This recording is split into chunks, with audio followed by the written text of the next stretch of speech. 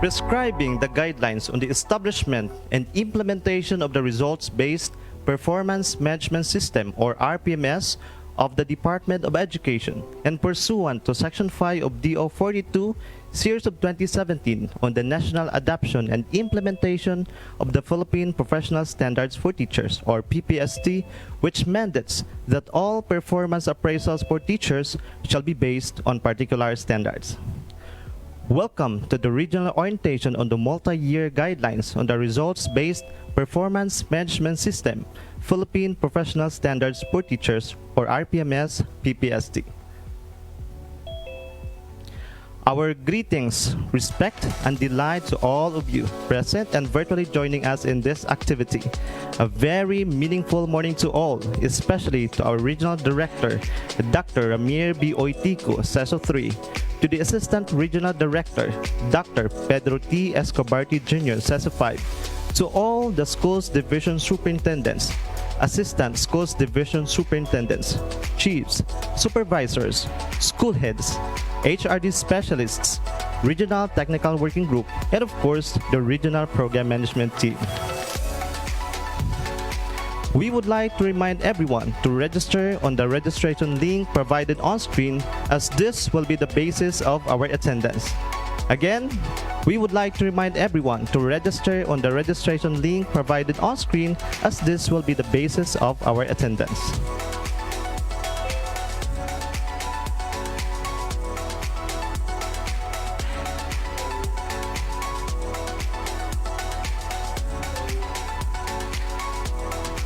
Allow me to read our webinar norms. Be polite and respectful. Keep your microphone on mute.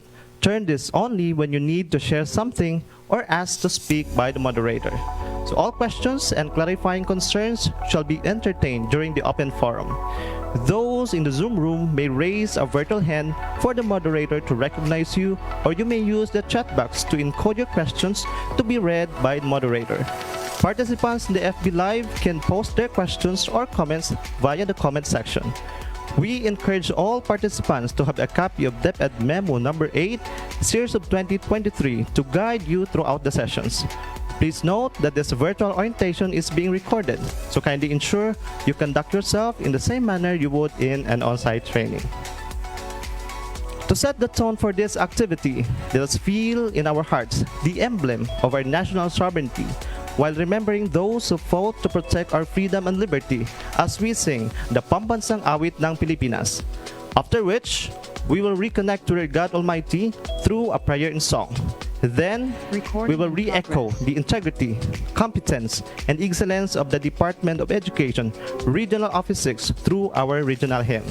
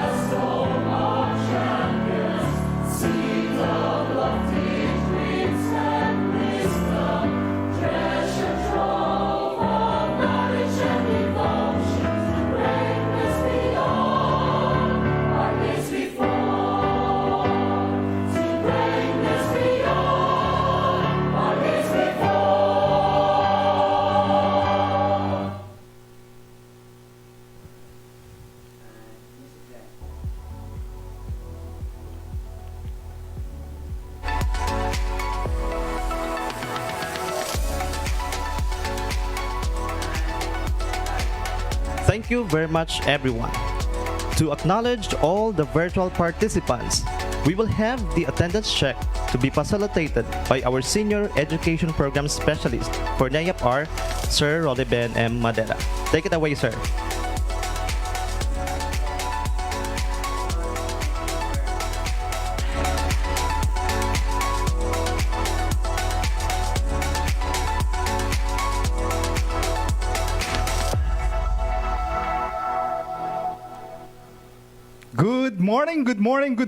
Good morning, Western Visayas.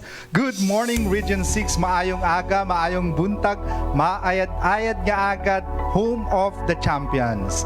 My task this morning is to recognize our participants virtually, both from our Zoom room and Facebook Live. To do this in a systematic manner, our participants' presentation shall be done in alphabetical order. As soon as our school's division is called, if you are a Facebook Live participant, please give us a heart or a thumbs up emoticons. And to our Zoom participants, as soon as our school's division is mentioned, and if our internet connectivity will allow us, please open your camera. May we also request any representative from our Zoom participants of the school's division to give the short morning greetings and present to us your fellow Zoom participants.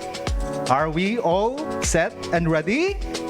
Okay, of course, let us start from the Schools Division of Aklan. Schools Division of Aklan, good morning!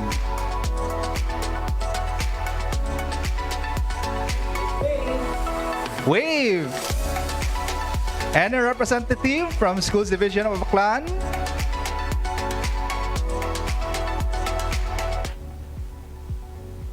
Good morning, Aklan! You may open your microphone to give us a short morning greetings. Hello, good morning. Yes, ma'am. Good morning. Good morning. So, for the morning greetings, may this Friday be recharging and relaxing to all of us. Have a fruitful morning to everyone.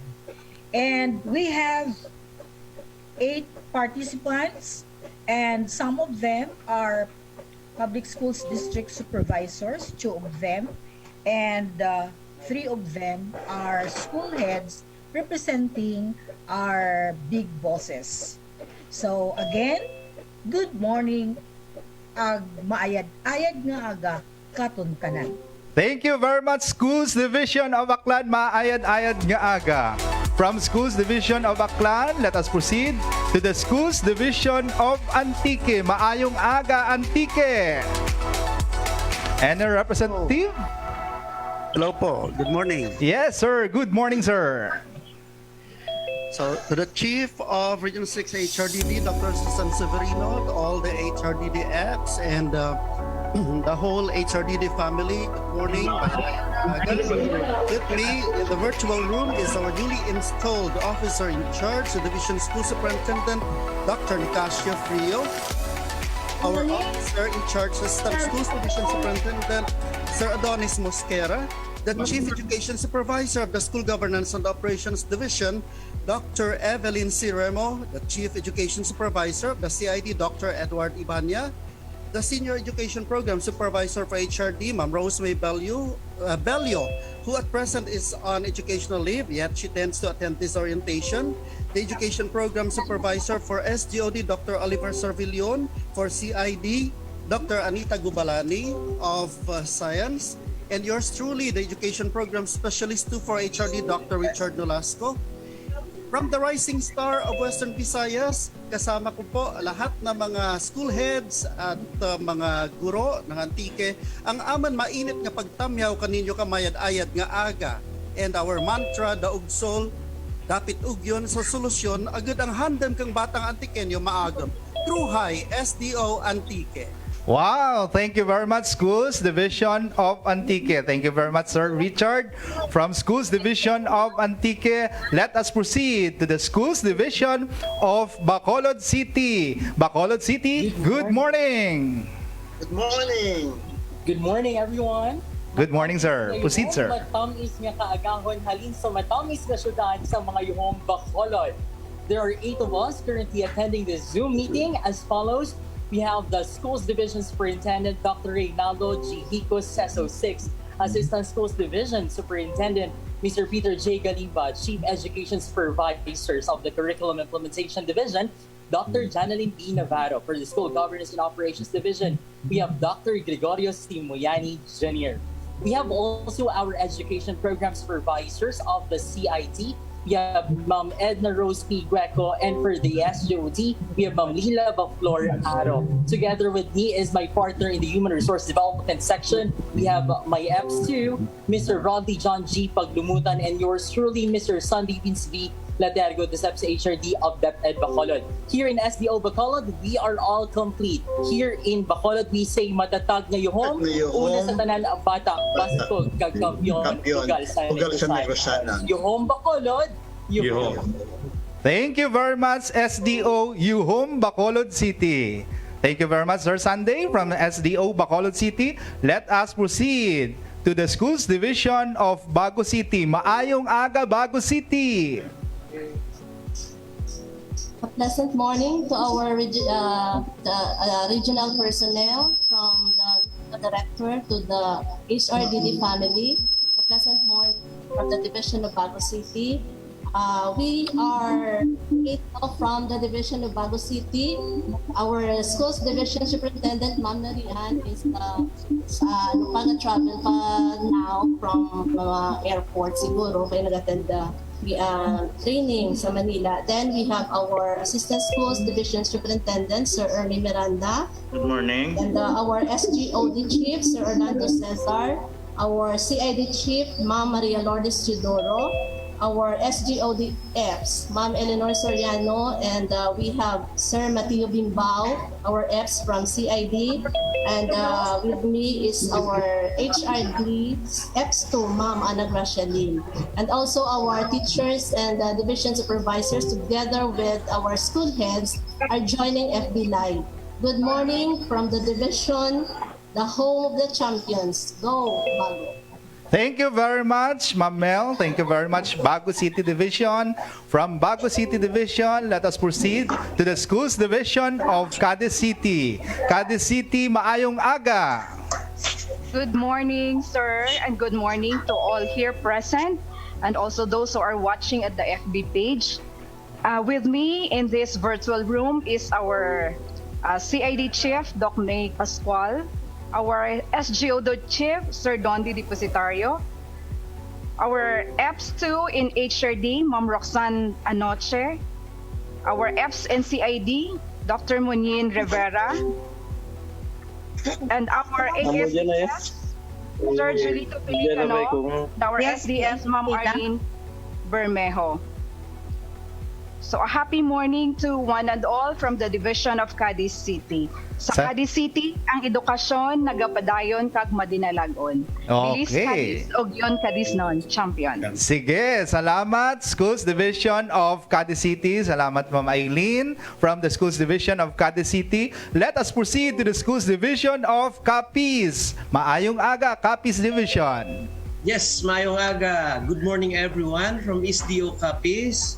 Joining, we have with us our Schools Division Superintendent, Dr. Miguel Macapusin, our Assistant Schools Division Superintendent, Ma'am Luni Sampani, our SGOD Chief, Dr. Marlon Destresa.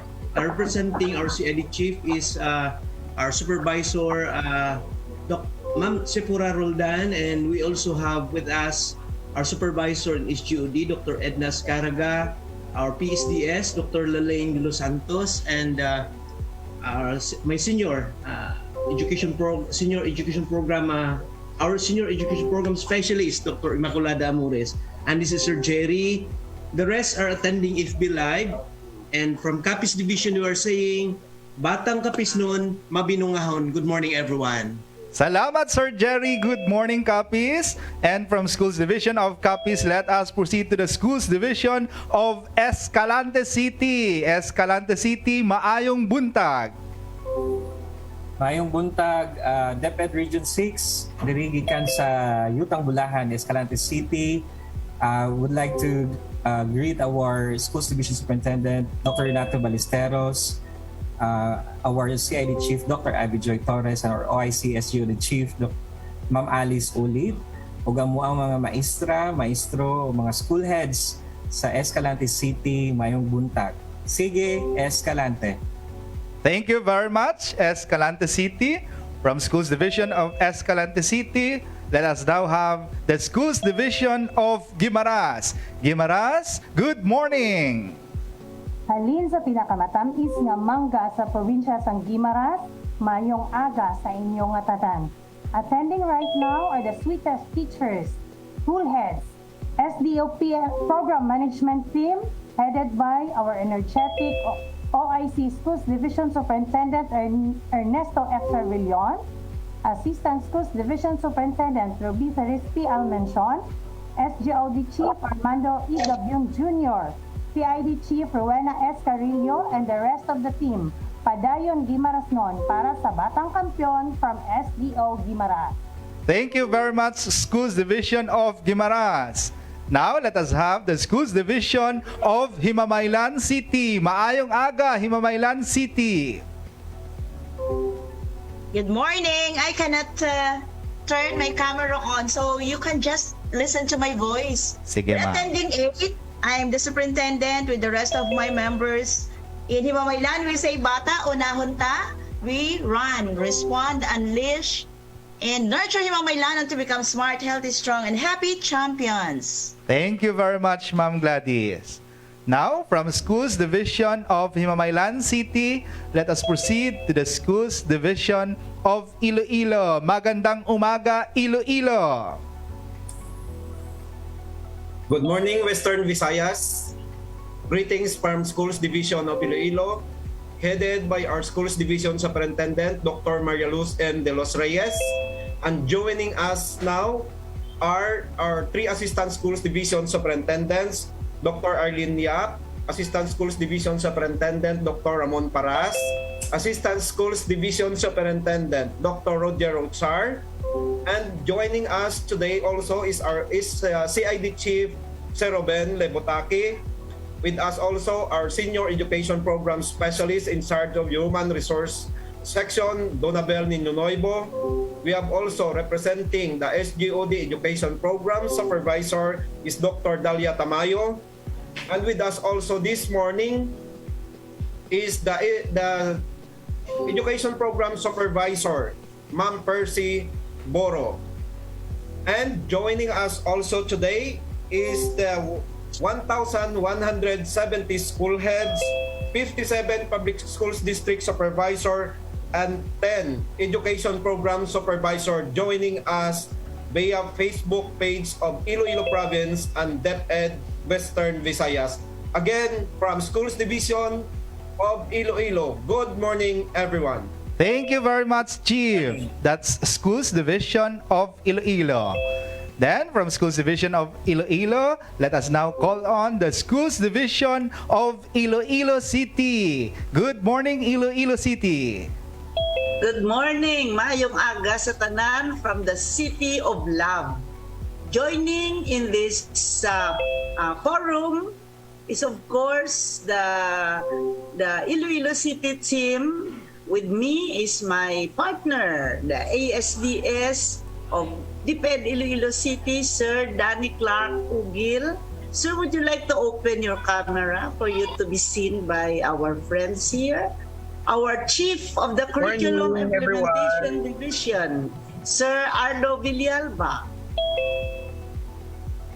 Our Chief of the School Governance and Operations Division, Dr. Jerry Lego. Sir, our Human Resource Development Senior Education Program Specialist, Ma'am Hilda Gulmatico, and her partner, our EPS2, Ma'am Marites Serra. Our SDOD EPS, Sir Concilio Bonilla. Sir, and of course, our CID Mathematics Education Program Supervisor, Ma'am Ligaya Montilihaw. This is Team DepEd Iloilo City. We say that matatag agenda of our VP Secretary Duterte as our guide here in DepEd never rest until we become the best. Salamat. God bless to everyone. Thank you very much, Ma'am Novi. Thank you very much, Team DepEd Iloilo City. From Iloilo City, let us proceed to the Schools Division of Kabangkalan City. Magandang umaga, Kabangkalan City. Good morning, DepEd Region 6. Greetings from the home of Ojacan Festival and the rising city of the South, Kabangkalan City. This is Mr. Ken Vonyo Prasio, EPS2 HRD. I am joined on Zoom by our Schools Division Superintendent, Sir Michael L. Acuyong, SESO 6, ASDS, Dr. Lea Sibilieza, SGOD Chief Dr. Cecilia G. Abelio, CID Chief Dr. Junior M.S. Parar. I am also joined by our SGOD Education Program Supervisor, Dr. Julieta Himpison. Of course, we also have our CID EPS, Sir Rene Aurelio and Dr. Zizette Viganza. I am also joined by our SEPs of the HRD, Mr. Yolani Lucerna. Our teachers and school heads are joining via Zoom. Thank you so much. Salamat, Sir Kinvon. Salamat, Kabangkalan City. From Kabangkalan City, let us proceed to the Schools Division of La Carlota City. La Carlota City, maayong aga.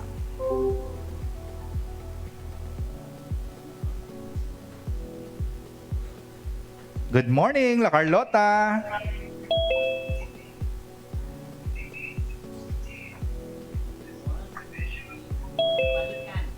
Okay, balikan natin mamaya ang La Carlota City. I think they have problems with their internet connectivity. Now, from La Carlota City, let us proceed to the Schools Division of Negros Occidental. Negros Occidental, maayong aga. Happy morning, everyone. From the land of sweet surprises, we are complete in attendance with our Schools Division Superintendent, Sir Anthony A. Cuyobes, our ACS for Southern Negros, Manlini A. Peñaflor, for North Negros, and our CID Chief, Sir Zaliel Reliquias, with DOD Chief, Sir Romeo Sison, or HRD from Rebony Impostorio, HRD Ma'am Sheena Dominic Timbad, our SUDF Mondensi Grace Padillon, with our CIDF representative Madeline Pinardo, which is our division coordinator for kindergarten and MTB MLE. And we say that we live up to our division mantra. And before that, I'd like to acknowledge as well the attendance of our 663 school heads with the 11,386 teachers from the Division of Negros Occidental. And as I've said, leading up to our division mantra, advancing the brand of authentic Negros standard of excellence, avance negrente everyone. Good morning. Good morning, ma'am. Thank you, ma'am. And thank you, Negros Occidental Schools Division. Now, let us go back to the Schools Division of La Carlota City. La Carlota City, good morning once again.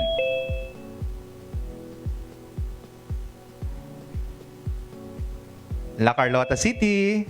Good morning, Region 6. Sige, good morning. Proceed, sir.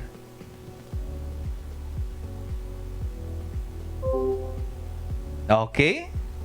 So proceed tayo. The La Carlota City. Sige, sige. I will say, let's go. Okay, Go, sir. Sir Angel, ikaw na lang pala.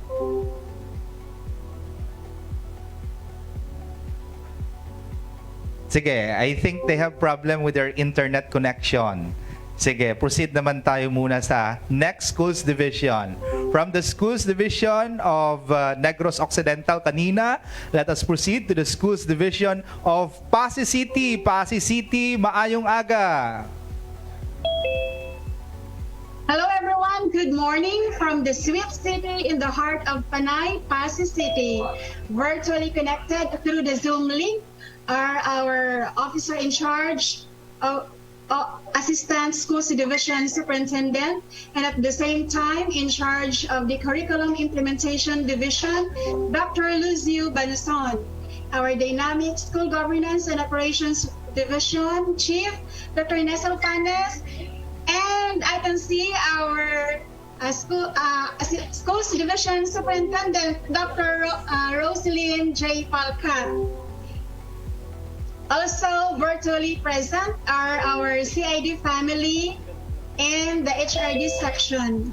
Together with all the 930 school heads and teachers of the Schools Division of Pasay City, we say we are one empowered team with one Pasinhon dream. Thank you very much. Thank you very much, Ma'am Julia. Thank you very much, Pasay City Division. Now, let us proceed to the Schools Division of Rojas City. Good morning, Rojas City. Good morning, sir. Good morning from the seafood capital of the Philippines. And of course, good morning to DepEd Region 6. Joining with me right now are the PMT of SDO Rojas City, lead by our Schools Division Superintendent, Dr. Ruel F. Bermejo, CESO 5. Our Assistant Schools Division Superintendent is also present. We have Attorney Fevy S. Afanco. And of course, our SGOD Chief, Dr. Neresa Ricente. Our CID Chief, Dr. Marvic S. Martires, is also present. And of course, my partner in the HRD of SDO Rojas City, Ma'am Arlene C. Aducal. And of course, our 50 school heads and our teachers are also joining via FB Live. In SDO Rojas City, we say, Abante Rojas City, para sa matatag na bayan, para sa matatag na kabataan. Salamat, Sir Jay. Salamat, Rojas City. From Schools Division of Rojas City, let us now proceed to the Schools Division of Sagay City. Sagay City, magandang umaga. Yeah, good morning, good morning, good morning, good morning, sir. And our love and respect to all of you people in DepEd Region 6 Western Visayas. We are actually happy and proud also to have attended this day of learning again from the regional office. Our attendees at the moment, we have our SDS, Ma'am Marcet D. Sabaluca, who is watching on FB Live at the airport in Manila. And of course, at the home base, we have our OIC, Assistant Schools Division Superintendent, Sir Samalayo, in his gold t-shirt, and he's waving to you. And we have also our SGOD Chief, Dr. Maria Teresa Cubingkang, although she's busy with incoming Area 2, Palarong Makasa, but then still find time. She still could find time to attend to us. And also our SGOD EPS, Dr. Josette P. Balandra. And we have also our EPS in CID, Dr. Marlon C. Doblin. We have our EPS, my EPS too, of the HRDS, Ma'am Jessen A. Despi. And then our EPS too for M&E, we have Ma'am Inger Pacheco. And of course, we have our 76 school heads all over the division of Sagay City with their teachers watching, and they are sending their pictures already to us. And of course, the whole population of Sagay City is happy for having this orientation today. So we say, in at Sagay, padayon, Sagaynon. Salamat, Sir Nelson. Salamat, Sagay City Division. From the Schools Division of Sagay City, let us now have the Schools Division of San Carlos City. Maayong buntag, San Carlos. Good morning, everyone. Maayong buntag. Proceed, sir. Maayong buntag. So we have now our participants from SDO San Carlos City, our OIST, Schools Division Superintendent, Dr. Dennis G. Develos. We have from CID, Ma'am Iba M. Doliosa, Sir Joaquin Mag-Aso, and Ma'am Sheila Tabuena. And the Chief, Sir Antonio G. Uy. For SGOD, we have our Chief, Dr. Mercristina F. Bahinting. Our EPS SGOD, Sir Arnold C. Mangkao. And my partner in the Human Resource Development section, Ma'am Maricar E. Domicilio. Thank you very much. Vamos San Carlos. Salamat, Sir Alan. Thank you very much, San Carlos City. From San Carlos City, let us proceed to the Schools Division of Silay City. Silay City, magandang umaga. Okay, magandang umaga, sir. Good morning, everyone. With me in this virtual room is our OIC ASDS, Sir Randolph Aliman, our SGOD Chief, Sir Jose Quinto, our CID Chief, Sir Federico Pilion Jr., our SGOD EPS is Ma'am Brenda Aceral, our CID EPS representative, Ma'am Daisy Lopez. Our SDS is on official business right now, and he is joining with us via FB Live. And this is Miss Carla Barzo, the SEPs of HRD. Our PSDSS, our school heads, our teachers are also joining via FB Live. Sir, hi, DepEd Silay. Maayong aga sa tanan. God bless us all. Maayong aga, Silay City. Thank you very much, Ma'am Carla. From the Schools Division of Silay City, let us proceed to the Schools Division of Sipalay City. Good morning, Sipalay City.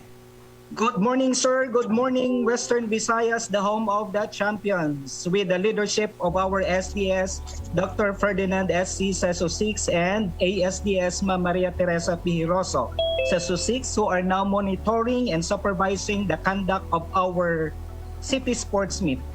Joining virtually are our CID Chief, Dr. Ronnie T. Tababa, CID EPS, Dr. Eduardo Siron, SGOD Chief, Sir Renato Claro, SGOD EPS, Rigi Bluron, our HRD EPS 2, Ma'am Jennifer Alyaba, and with the teachers and school heads in SDOC Palay City.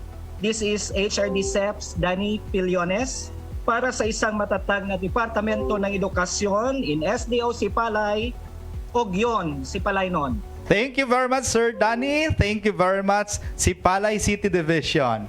Now, let us have the Schools Division of Victoria City. Magandang umaga, Victoria City Division. Good morning, Sir Ben. Good morning, DepEd Region 6. From the sweet green city of Victorias, this is Miss Glazel Leonora, Senior Education Program Specialist of the HRD Division. Together with me in this virtual room are our Schools Division Superintendent, Dr. Portia M. Mallorca, our Assistant Schools Division Superintendent, Dr. Mark Anthony J. Tan, our Chief Education Supervisor of the School Governance and Operations Division, Dr. Ronomy V. Reliquias, and of course, our Chief Education Supervisor of the Curriculum Implementation Division, Dr. Lenny A. Nilios. And of course, also virtually present via FB Live are our dynamic, resilient, and champion school heads and teachers. Here in the City Schools Division of Victorias, we say, DepEd Victorias matatag para sa masanag nga buwas damlag. Thank you very much, Schools Division of Victoria City. At sa huling pagkakataon, kamustahin muna natin balik ang La Carlota City Division. La Carlota City Division, are you with us? Good morning, Region 6. Good morning. Western Visayas. Together with me, attending the virtual meeting, our Schools Division Superintendent, Dr. Alan Yap, and also our Assistant Schools Division Superintendent, Dr. Bernie Libuon, and also our CID Chief, Sir Melgar Coronel, and our also SDUD Chief, Ma'am Leilani D. Castillo. And also with me, our Education Program Specialist, Ma'am Figueroa, and also Ma'am Analisa, EPS of Mathematics, and watching FB Live to our school heads and our teachers. We together as La Carloteños, Makasanon, making our SDO Division La Carlota City a home of the champion. Good morning.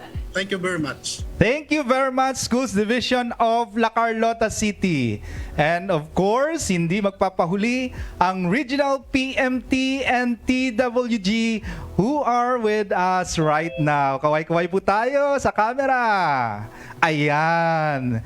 Thank you very much, PMT and TWG of the region.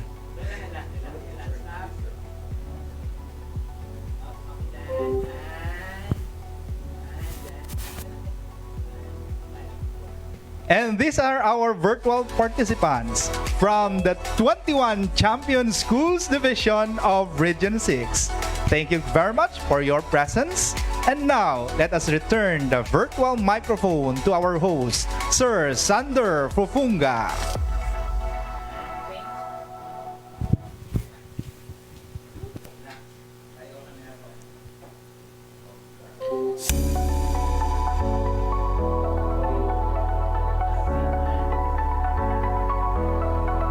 Thank you very much, Sir Oliven Madera. So all our participants are properly accounted for. Moving forward, to formally lay the welcoming, we will give the floor to our Chief Education Supervisor, Dr. Susan D. Severino. You may have the floor, ma'am.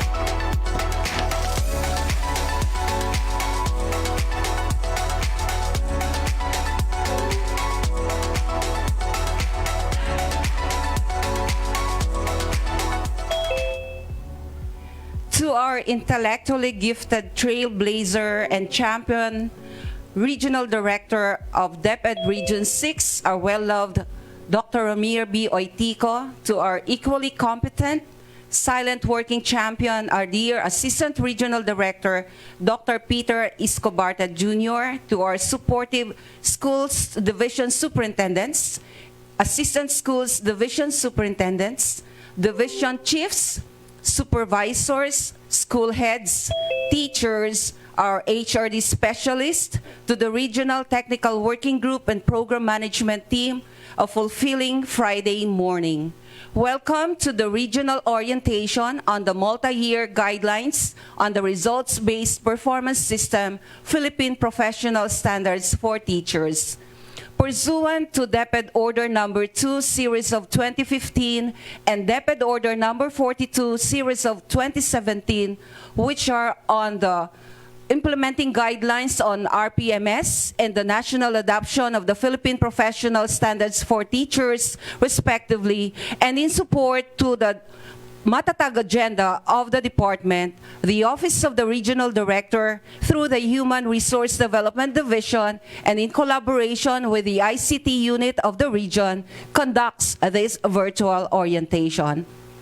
When DepEd Central Office had its management review with the RO and SDO officials in Boracay last January of this year, one of the concerns raised was about the PPST-based RPMS indicators to be used for this school year.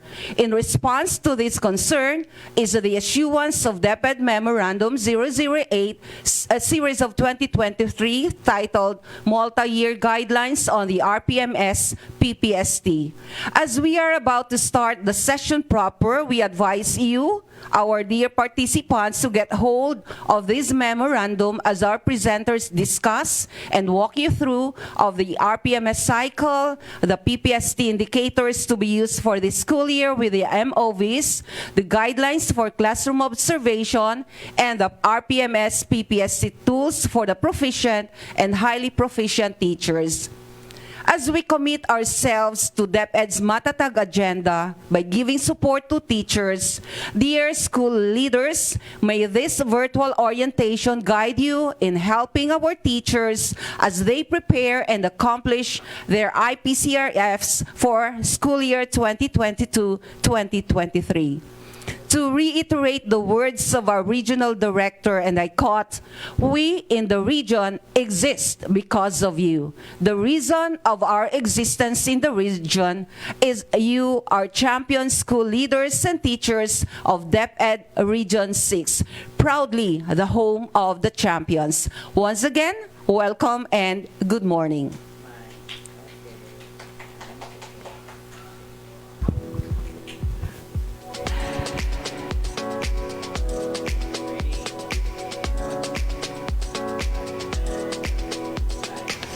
Thank you very much to our Chief, Dr. Susan Severino. Great leaders don't set out to be a leader. They set out to make a difference. It's never about the role, it's always about the goal. At this point, we We acknowledge our dynamic and progress-oriented Regional Director, Dr. Ramir B. Oitico, CESO 3, with our Assistant Regional Director, Dr. Pedro T. Escobarti Jr., CESO 5, for the support extended to the HRDD and in making this endeavor a success. At this time, we will have the photo opportunity.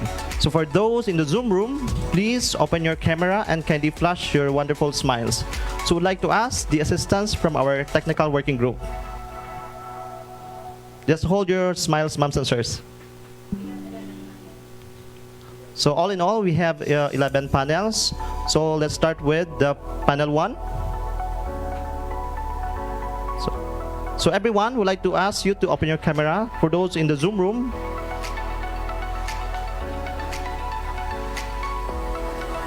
panel 1, okay. Okay, panel 2. Smile. Panel 3. Smile. Panel 4. 1, 2, 3. Smile. Panel 5. 1, 2, 3. Smile.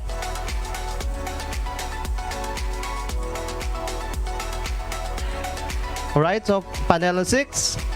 1, 2, 3. Smile.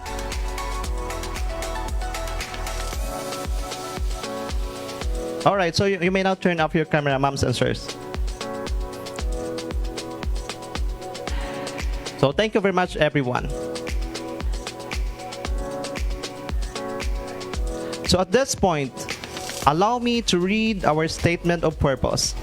So this activity aims to ensure the unified and strengthened implementation of the RPMS-PPST for school years 2022 to 2023 to 2024 to 2025 by the ratees, raters, and the members of the Performance Management Team or PMT of the school's division offices. To formally introduce to you our session facilitators, I will now turn over the virtual floor to our moderator, our education program specialist 2, Ma'am Joni B. Gallardo. Over to you, Ma'am.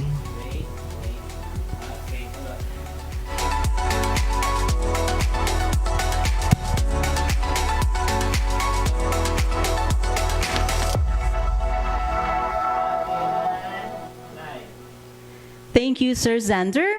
The RPMS of DepEd is aligned with the Civil Service Commission Strategic Performance Management System, which has 4 phases. Stage 1, Performance Planning and Commitment, Performance Monitoring and Coaching, Performance Review and Evaluation, Performance Rewarding and Development Planning.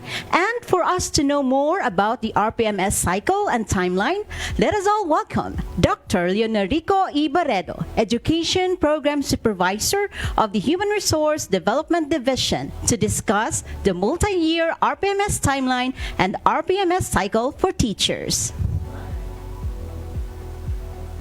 Check.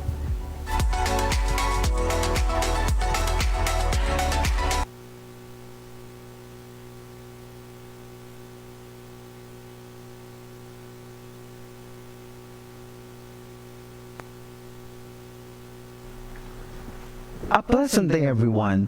My session is about the multi-year RPMS timeline and RPMS cycle for teachers. In this session, we will try to refresh our minds on the RPMS cycle and its prescribed timeline as stipulated in DepEd Order Number 2, Series of 2015 and DepEd Memorandum Number 8, Series of 2023. The Results-Based Performance Management System, or the RPMS of the Department of Education, has its legal basis in DepEd Order Number 2, Series of 2015. It was issued on February 6 that year. The DepEd's RPMS is anchored on the Civil Service Commission's Strategic Performance Management System, or the SPMS, through the issuance of Memorandum Circular Number 6, Series of 2012. The RPMS ensures organizational effectiveness and track individual improvement and efficiency by cascading institutional accountabilities to the various levels, units, and individual personnel that establishes rational and factual basis for performance management.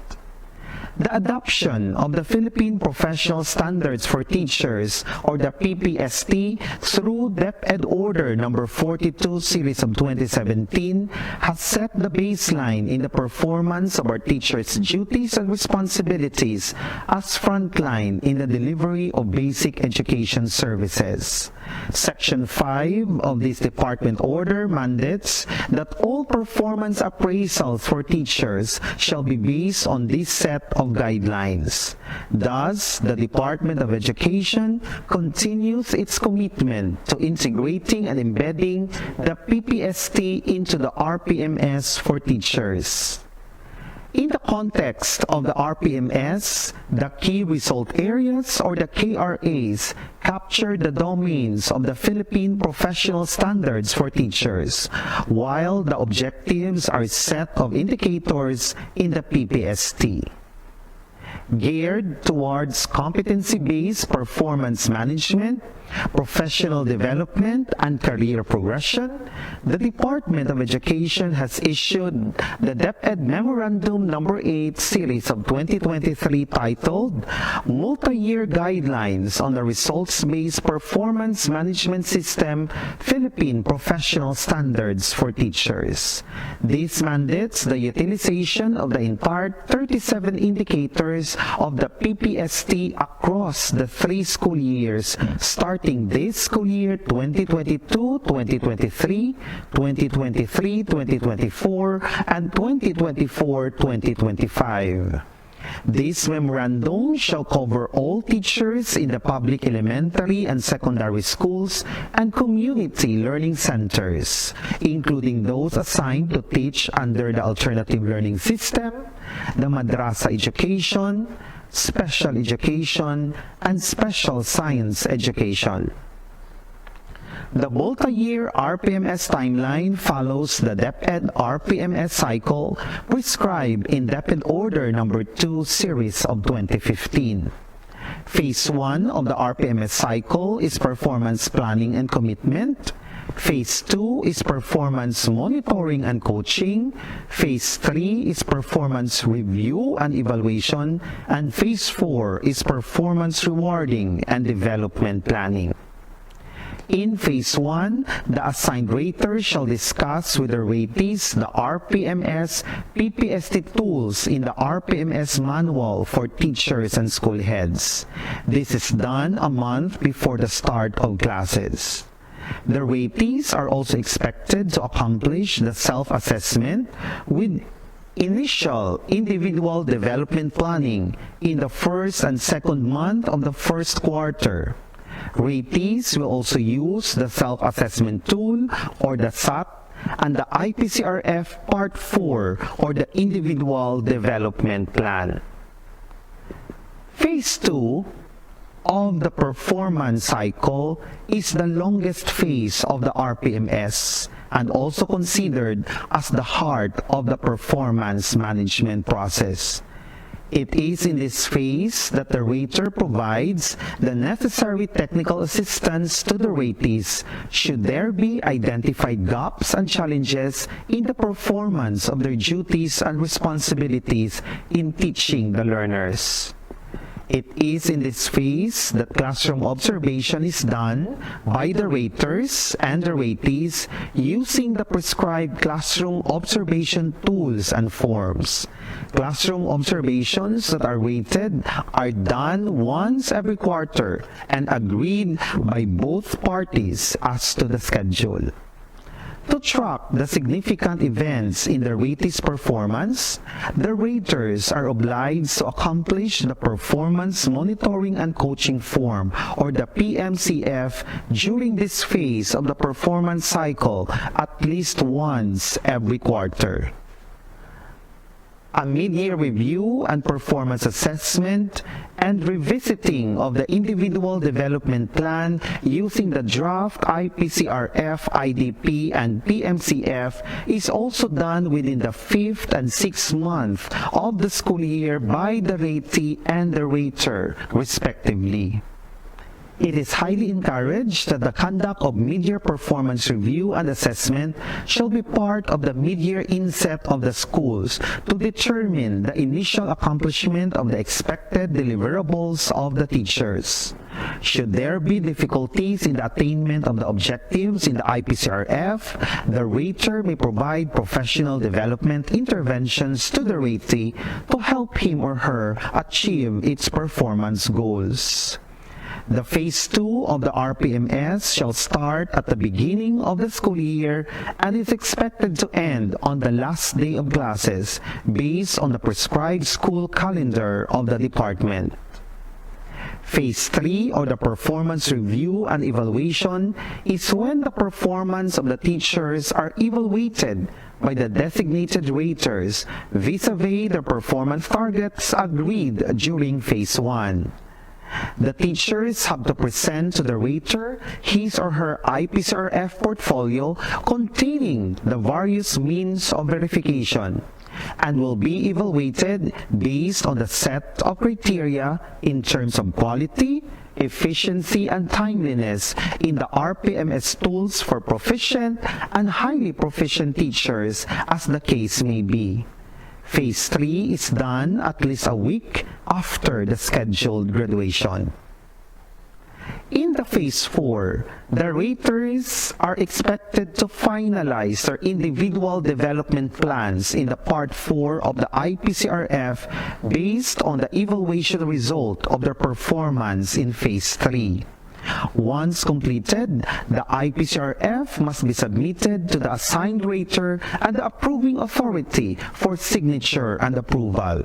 This phase is done a week to a month after the scheduled graduation. The performance cycle of teachers shall follow the schedule in the school calendar of activities guidelines of each school year. The performance rating of teachers shall be used as basis for performance-based compensation and benefits like the mid-year and year-end bonuses and productivity enhancement incentive. These also serve as basis in determination of length of service for purposes of computation of the PBB and most especially for purposes of career progression of teachers later on. As stated in DepEd Order Number 2, Series of 2015, Section 8, Item Number 66, non-submission of the OPCRF or IPCRF within the specified dates shall be ground for employees' disqualification for performance-based personnel action that require the rating for the given period, such as promotion, training, scholarship grants, and the PBB, if the failure of the submission of the said forms is due to the fault of the employee. While for any violation of reasonable office rules and regulations pertaining to performance management system and simple neglect of duty by the supervisor or the employee responsible for the delay or non-submission of the IPCRF and OPCRF shall be dealt with administratively. Moreover, the failure on the part of the head of office to notify an underperforming employee during the rating period shall also be ground for administrative offense for neglect of duty. That's all for the first session.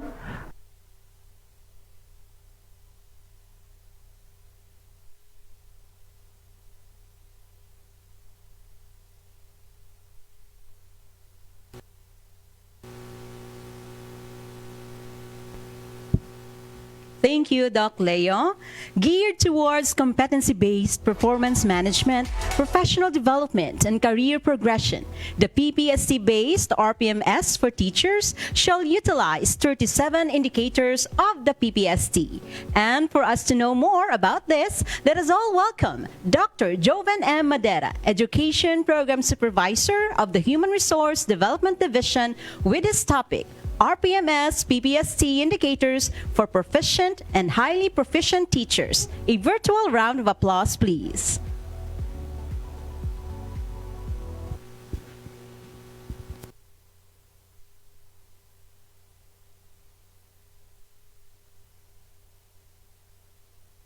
Good day, Western Visayas. Mayong aga mga ka-champions. RPMS is a systematic mechanism to manage, monitor, and measure performance and identify human resource and organizational development needs to enable continuous work improvement in individual growth.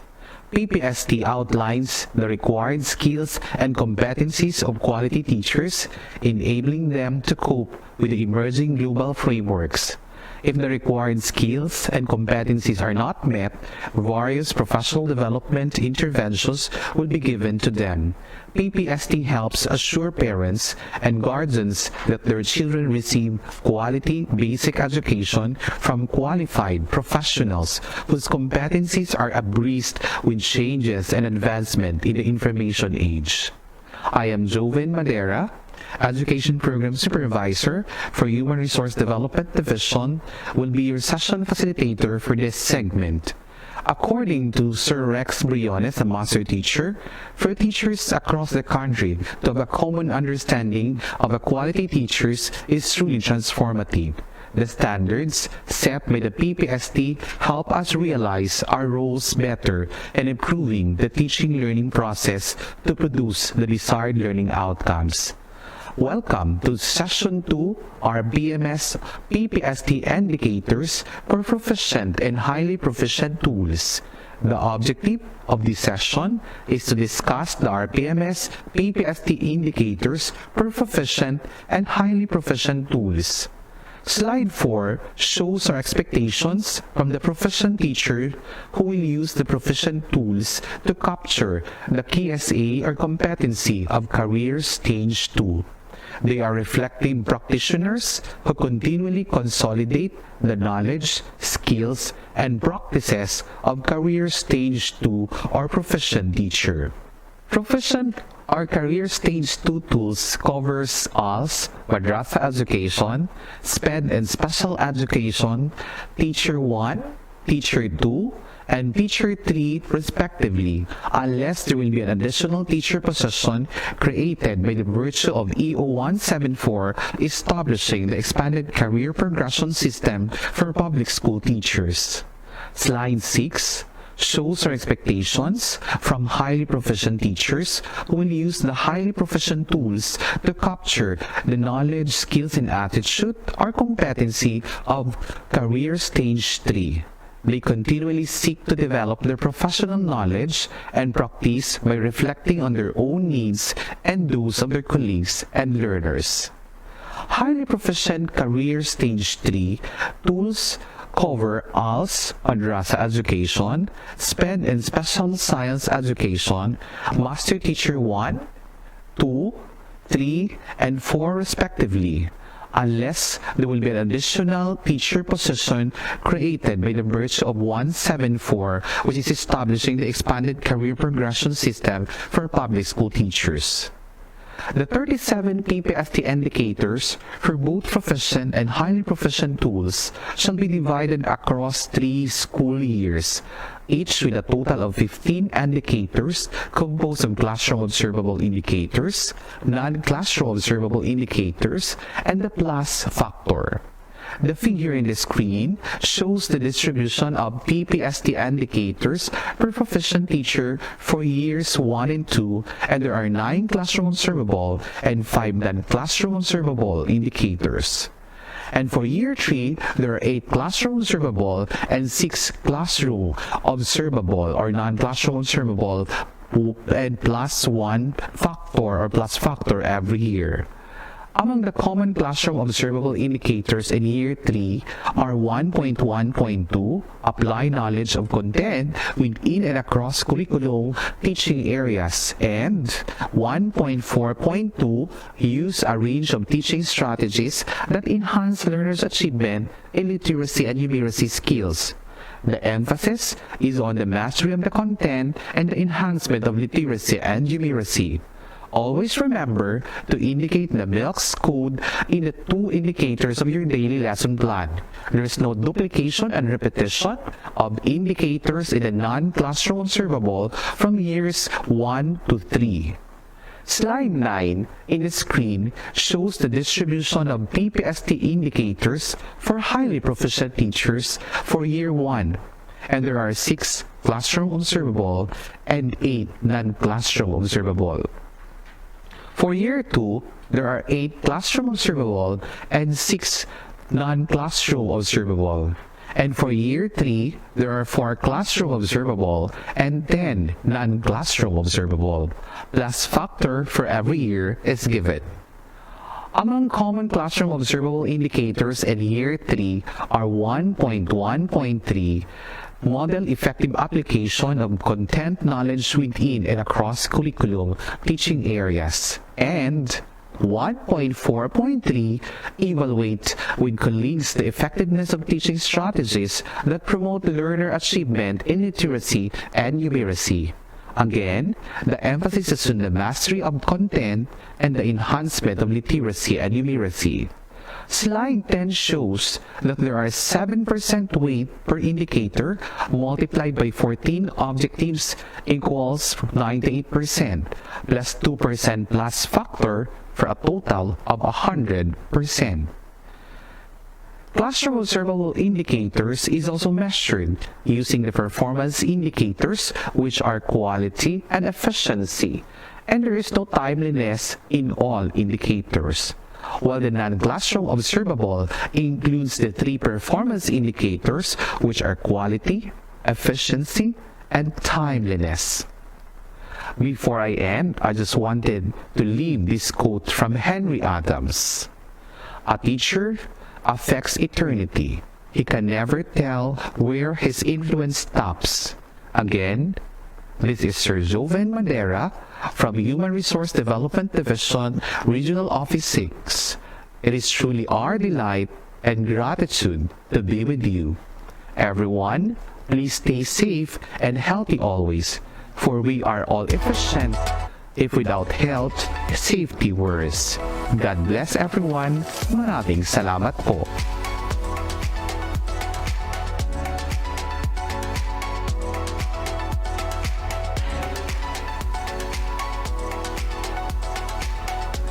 Thank you, Doc Joven. The classroom observation in the PPST standards has become more objective and standardized, and it is used for mentoring, coaching, performance review, and evaluation, which supports the teacher on the ongoing professional development. And for us to know more about classroom observation, let us all welcome Dr. Joanne D. Sandoval with her discussion on the topic Guidelines for Classroom Observation. A round of applause, please.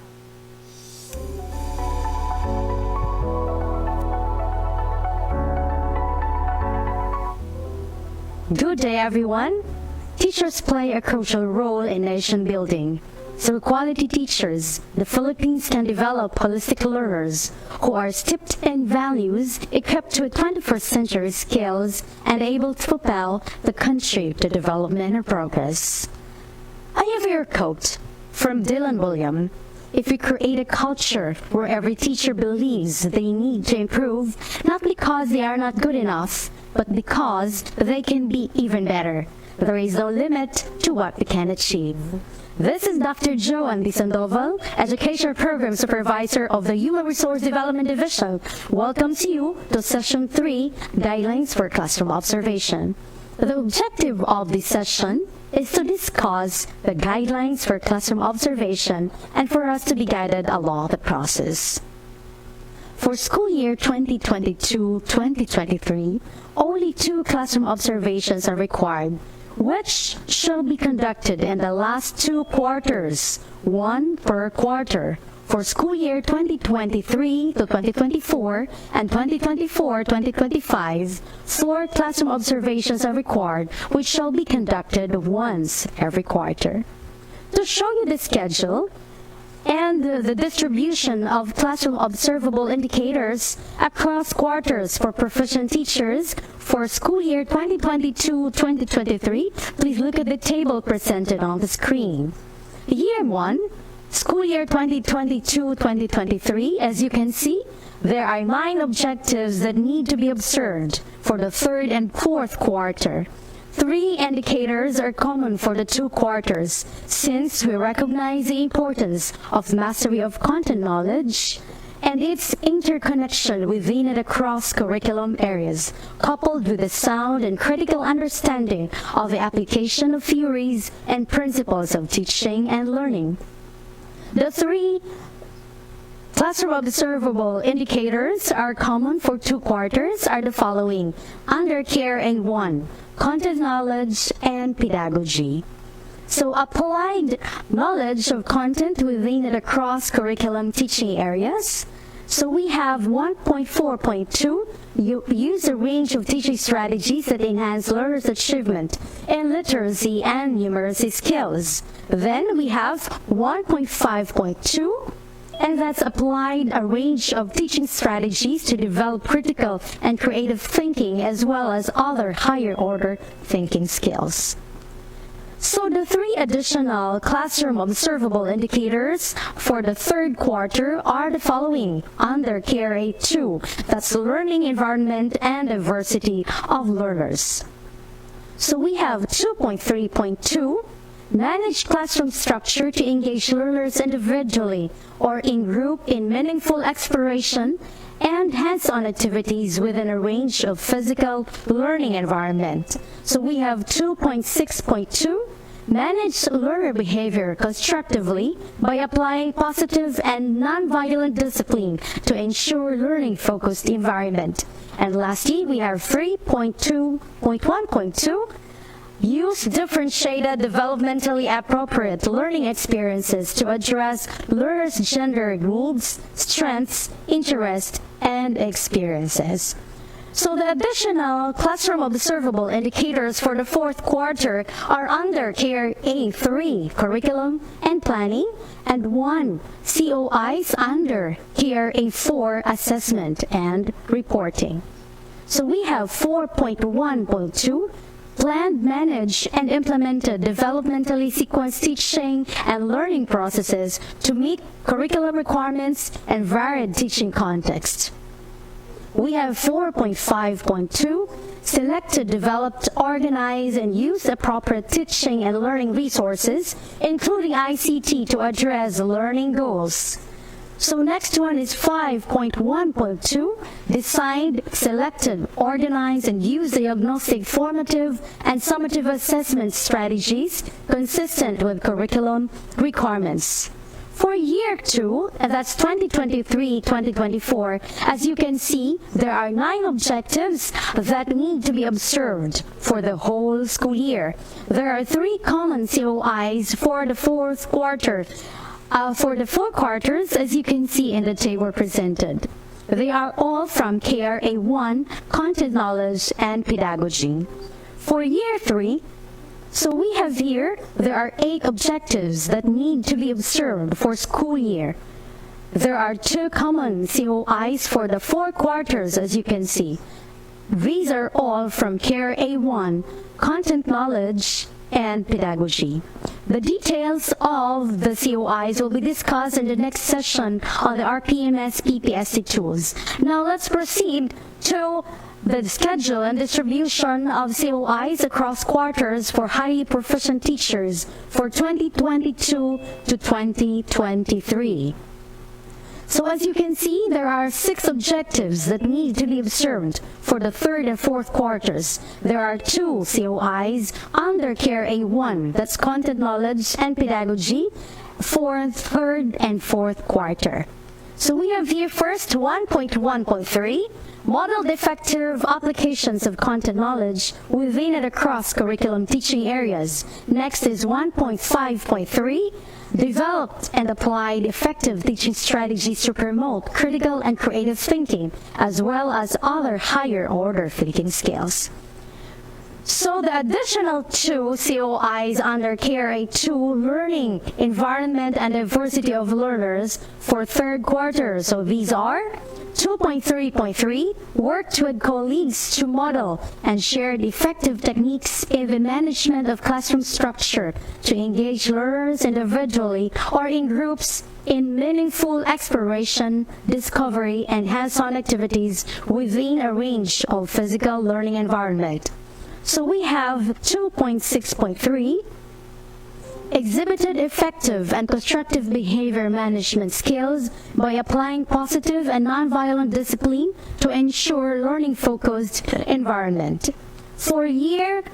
For fourth quarter, we have here 3.1.3, worked with colleagues to share differentiated developmentally appropriate opportunities to address learners' differences in gender, needs, strengths, interests, and experiences. So lastly, we have 4.1.3, developed and applied effective strategies in planning and management of developmentally sequenced teaching and learning process to meet curriculum requirements and varied teaching contexts.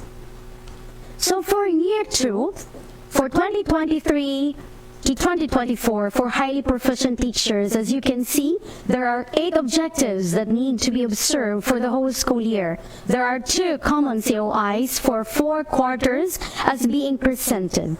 So these are all from CARE A1, that's content knowledge and pedagogy. For year 3,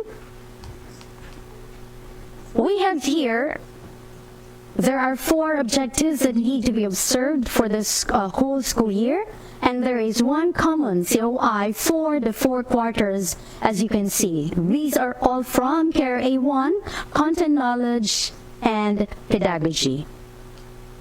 So the average rating of a classroom observation done across quarter shall constitute the final rating of each COI.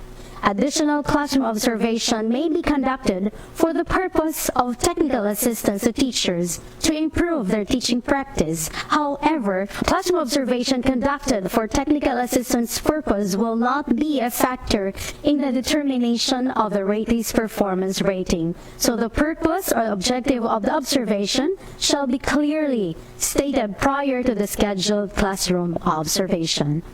All classroom observation for performance evaluation purposes shall be scheduled in advance, and the ratee must be informed of the schedule for at least 3 days or 3 working days before the classroom observation.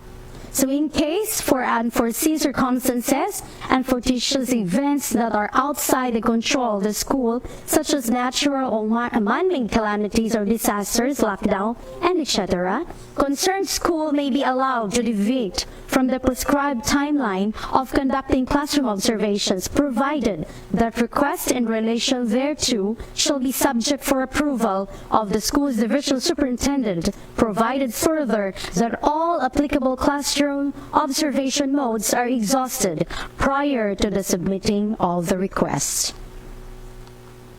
So the default mode of classroom observation shall be in person or face-to-face observation.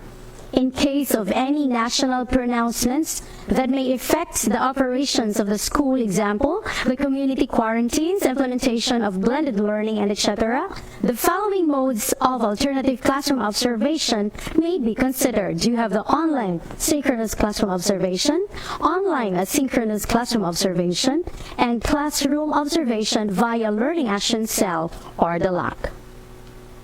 So we have here, as a refresher of the modes of classroom observation, we have here in-person face-to-face observation. For school year 2022-2023, 2023-2024, and 2024-2025, the usual protocol and procedure indicated in the 2019 DepEd RPMS manual for teachers and school heads shall apply. It is highly encouraged that 2 to 3 observers participate in classroom observation. However, if challenges in schedule and unavailability of observers hinder a school to follow this recommendation, 1 observer will be enough. So for the alternative classroom observation mode, this shall only be adopted by public school as a result of unforeseen circumstances that affect the day-to-day operations of the school, subject to internal guidelines issued by the DepEd Central Office. So we have the online observation of real-time teaching, online synchronous learning, or two-way radio instruction. This applies to teachers who will adopt online synchronous. The next one is the asynchronous observation. Consider this mode of observation when option 1 is not possible. This applies to teachers who will adopt online asynchronous learning or audio lesson in any of their classes and learners. So the third one is observation via learning action cell. So this is now the demonstration teaching. Consider this mode of observation when option 1 and 2 are not possible. During the last session, the raters may adopt either of the following scenarios. So first, we have the demonstration teaching with co-teachers as learners. Ratees will demonstrate, identify COI, and deliver the lesson as if they are the real class with actual learners in this scenario. The co-teacher will serve as the learner.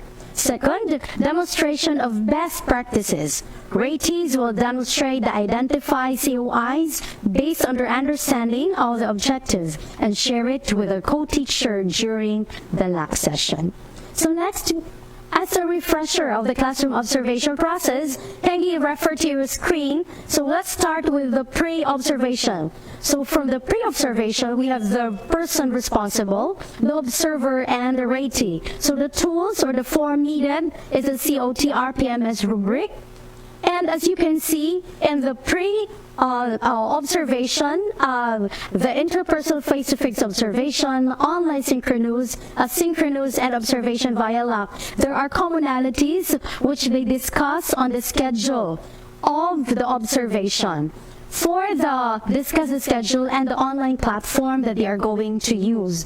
Then the observer review the COT RPMS rubric appropriate to their position.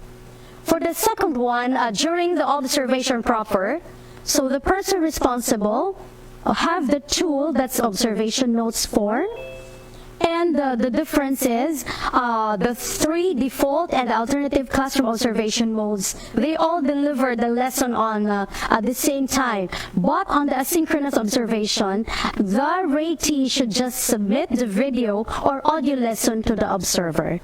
For the post-observation, so we have the person responsible and the tool that being used is the inter-observer agreement form. So in case the multiple observers discuss the rating with fellow observer and decide on what is the final rating. So the observer and the rating meet to discuss the result of the observation. They should affix their signature on the rating sheet and inter-observer agreement form. Okay, so before, let's have this one for the highly proficient teachers. Proof of attendance is part of their MOV. Hence, the following protocol should be observed. So in-person, face-to-face observation, invite your colleagues to sit in your limited face-to-face, have attendance sheet, and signed after the class. On the online synchronous observation, invite your colleague to sit in your synchronous class and have also the attendance sheet signed after the class. The asynchronous observation, Give a copy of your video or your audio lesson to your colleague, which they should view and have the attendance sheet signed afterwards. So note, observers must ensure that colleagues view the video lesson to lesson or the audio lesson. And lastly, observation via LAC session, that's demonstration teaching. Invite your colleague to observe your demonstration teaching during the next session and have an attendance sheet signed afterwards. So as you can see, the highly proficient teachers worked with colleagues to share differentiated developmentally appropriate opportunities to address learning differences in gender, needs, strength, interest, and experiences. That's why the reason it is emphasized in this slide. So before I end the session, may I share to you this quote for you to ponder. Behind every successful person, there is one elementary truth. Somewhere, somehow, someone cared about their growth and development. Again, this is Dr. Joanne D. Sandoval, Education Program Supervisor from Human Resource Development Division, saying thank you and mabuhay.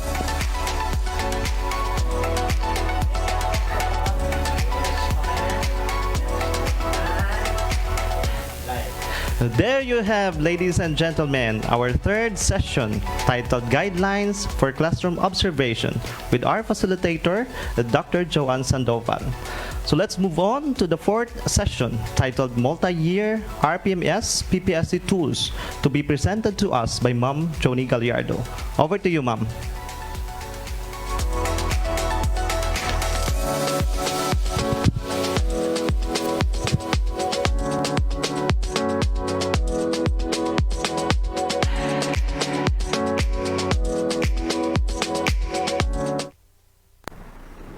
Morning, DepEd Region 6, Western Visayas. We are now in our fourth session for today's orientation. I'm Ma'am Joni B. Gallardo, Education Program Specialist 2 of Human Resource Development Division.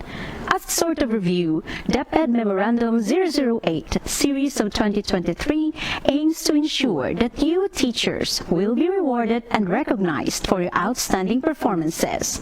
These guidelines shall cover 3 school year, 2022 to 2025. Each school year shall follow the prescribed RPMS timeline as discussed by Dr. Barredo. There are 37 PPST indicators for both proficient and highly proficient teachers, which shall be divided across 3 school year, each with a total of 15 indicators composed of classroom observable indicators and non-classroom observable indicators, and the blast factor. The weight for each indicators are objectives 1 to 14, that's 7% each, or a total of 98%, and the blast factor 2%, as discussed by Dr. Madera. At this time, let's proceed to the RPMS tools. We are going to put emphasis on RPMS tools Year 1, 2022-2023, both for proficient and highly proficient teachers. The objective of this session is for us to go over the mode of verification of each objectives and how you are going to be rated. All COIs, or classroom observable indicators, shall be measured using the following performance indicators: quality and efficiency. Quality shall be measured through the demonstration of COIs during the classroom observation and the submission of the classroom observation tool or inter-observer agreement form, whichever is applicable, as means of verification. Efficiency shall be measured through the delivery of lesson objectives within the prescribed period of time allotment. On the other hand, NCOIs, or your non-classroom observable indicators, shall be measured using the following: quality, efficiency, and timeliness. Let us start with the RPMS-PPST tool Year 1 for proficient teachers. The objectives from KRAs 1 to 5 are still the same for proficient teachers. In KRA 1, content knowledge and pedagogy. Objective 1, applied knowledge of content within and across curriculum teaching areas. This is where integration comes in. It would be better if the subjects that we integrate are in the same quarter. Let's say, for example, your topic is in Filipino quarter 3. Integrate topics in ESP or music and arts in quarter 3 also. In this way, learners will be able to utilize their prior knowledge or apply what they have learned from other subjects. We only need our COT ratings as our means of verification for these objectives. Dalawa lang po kasi sa isang school year, 2 beses lang po tayong oobserbahan. If you have noticed, bakit naman po 4 ang nakalagay sa Objective 1? May clerical error lang po tayo dito sa KRA 1, but for the rest of the KRAs, tama naman po, 2 COT ratings lang ang kailangan natin.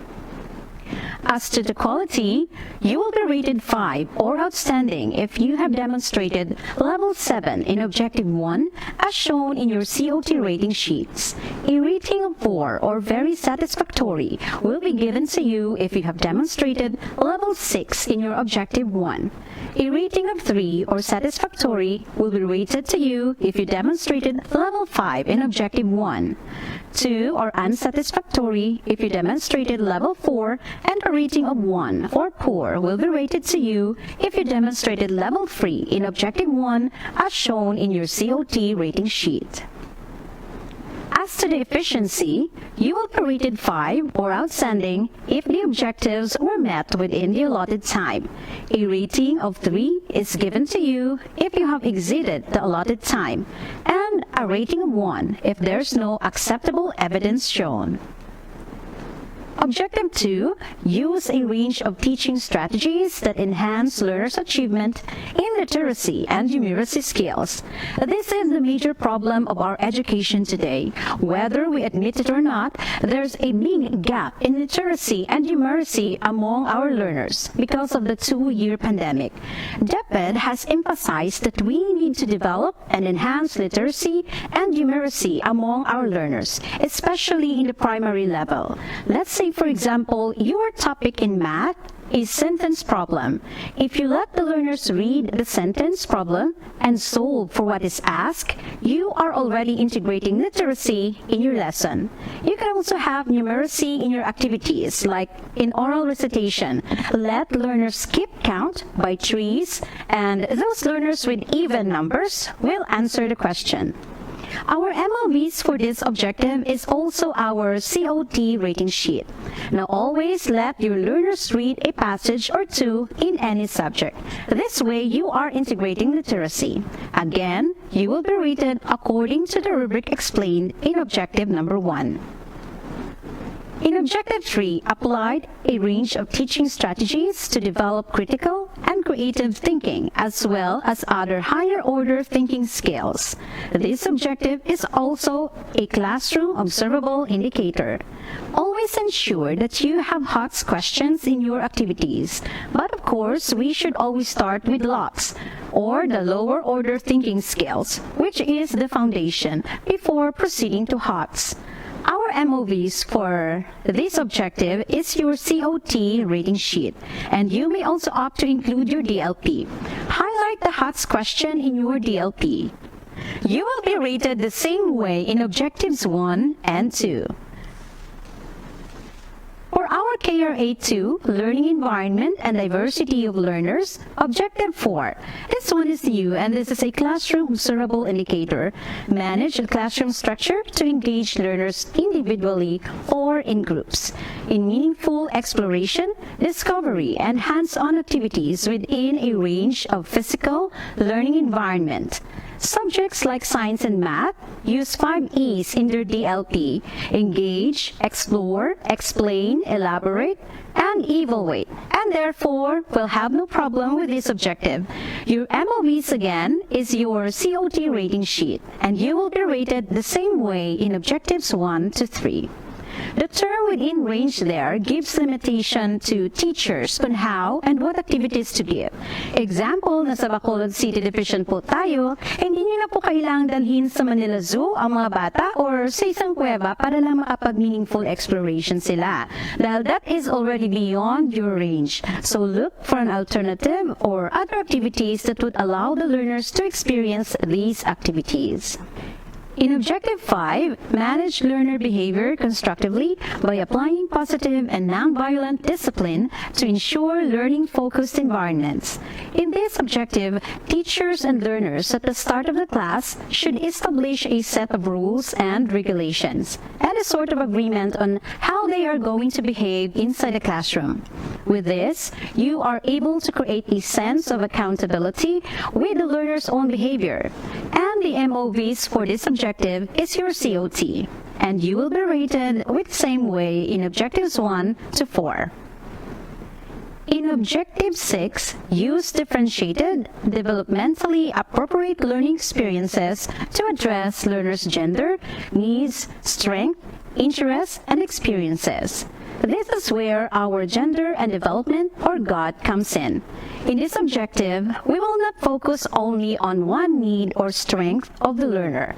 Based on Howard Gardner's theory of multiple intelligences, we have to have differentiated instruction to cater to their needs. Example, when it comes to strength, you may want to provide varied activities to learners such as role-playing, singing bee, poster making, or theatrical dance. Let them choose as to which of these activities suit them or can perform well. And of course, don't forget to include rubric for each of the activity.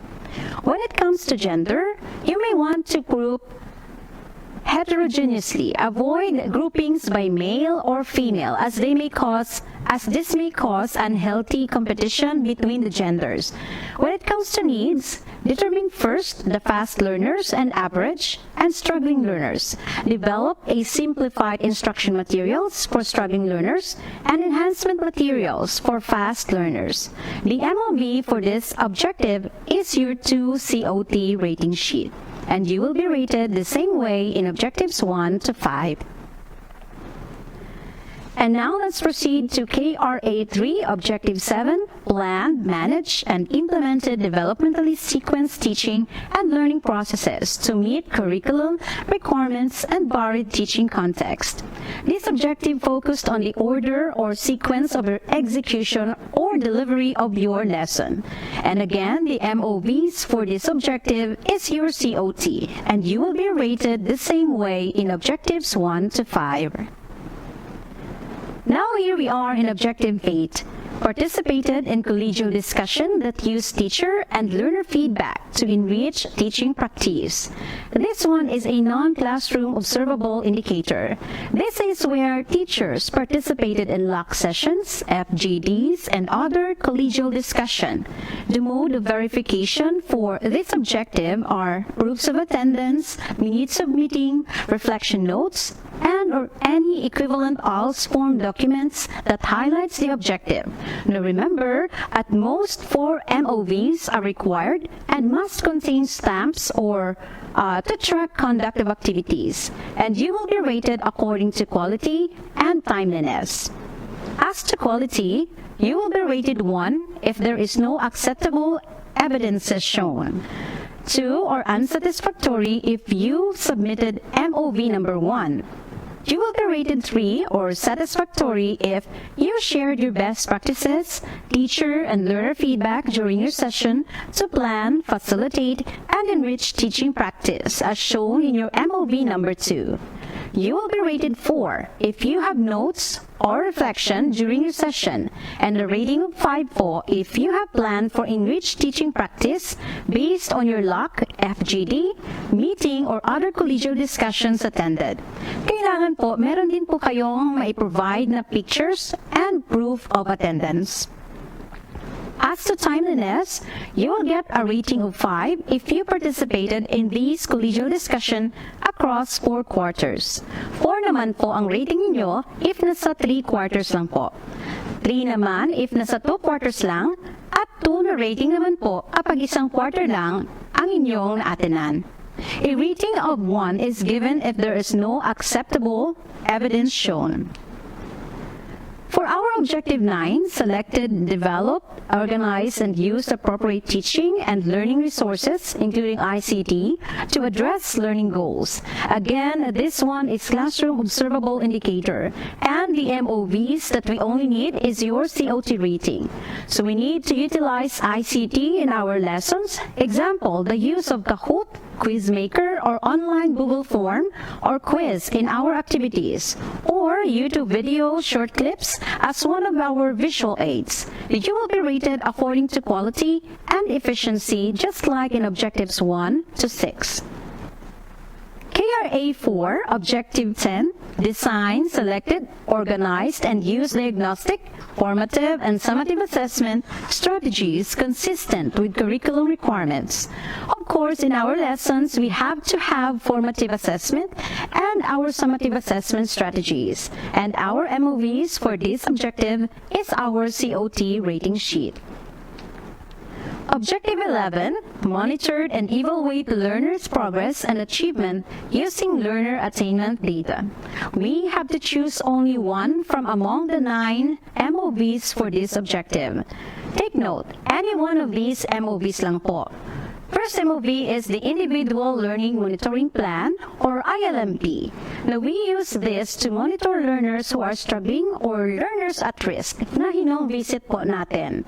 Peer assessment data, sample learners output with reflection, anecdotal records, e-class record or grading sheet, lesson plan showing the index of mastery and the frequency of errors with identified least or most mastered skills, and any equivalent ALS form or document, and if you have any other documents related to this objective. You will be rated according to quality and timeliness. As to quality, you will be rated 5 if you involve all the learners in monitoring evaluation and their progress and achievement. A rating of 4 is given to you if you monitor and evaluate learners' progress and achievement based on the attainment data from an individual learner. A rating of 3 is given if it is based on class attainment data, and a rating of 2 if it is based on existing grade level department learning area report. And lastly, you are given a rating of 1 if there is no acceptable evidence shown. For our Objective 12, communicated promptly and clearly the learner's needs, progress, and achievement to key stakeholders, including parents or guardians. Again, we only need one of these MOVs. A sample of corrected test paper of a learner in a learning area with parents or guardian's signature and date of receipt. Minutes of meeting with key stakeholders, your PTA, SGC, SPD, CPC meetings with proof of attendance, report card with parents and guardian's signature in all quarters supported by minutes of meeting. Communication with key stakeholders, example, your parents, your guardians, co-teachers, LGU, using various modalities, anecdotal records showing entries per quarter, or any equivalent ALS form documents that highlights the objective. Kailangan lang po natin ng isa sa mga ito, so you will be rated according to quality and efficiency. You will be given a rating of 1 if there's no acceptable evidence shown. A rating of 2 will be given if you communicated learners' needs, progress, and achievement to key stakeholders, including the parents and guardians, but not regularly. A rating of 3 will be given if you communicated it promptly and clearly using only one strategy. A rating of 4 will be given if you communicated promptly and clearly using various tools and strategies, and if there is a sustained engagement through regular communication of learners' needs, progress, and achievement to key stakeholders, including the parents and the guardians, you will be rated 5 or outstanding. For KRA 5, Personal Growth and Professional Development Objective, applied a personal philosophy of teaching that is learner-centered. This is where you, as a teacher, allow learners to manage their own learning and allow them to learn at their own pace. The MOVs for this objective is your reflection journal entry. Highlight in your journal the details of the involvement or participation of your learners in your class. You will be rated according to quality and timeliness. You will be rated 5 in quality if you have shown details of the consistent involvement of learners in the teaching learning process in your journal. You will be rated 4 if you reflect their involvement in your journal. A rating of 3 if you show the application of your personal philosophy of teaching that is learner-centered in your journal. And a rating of 2 if you only indicate a personal philosophy of teaching, but it is not learner-centered. And of course, if there is no acceptable evidence, you will be given a rating of 1. And for the last objective of KRA 5, Objective 14, set professional development goals based on the Philippine Professional Standards for Teachers. This objective requires 4 out of 4 MOVs. Your certification from your ICT that you are already done with ESAT, your IPCRF development plan, the mid-year review form, and your updated IPCRF development plan from Phase 2 of RPMS cycle. You will be rated according to quality and efficiency. As to quality, you will be given a rating of 1 if there is no acceptable evidence shown. You will be rated 2 if you have accomplished the ESAT only. A rating of 3 if you have accomplished the ESAT and you have a professional development plan. A rating of 4 if you have given or submitted MOVs 1 to 3, and a rating of 5 or outstanding will be given if you submitted MOV 4. And of course, for our blast factor, this is 2% of your overall rating. Perform various related works or activities that contribute to the teaching learning processes. We only need 1 MOV for this objective. Take note again, isa lang po. Any one proof of your committee involvement. Involvement as module or learning material writer or validator.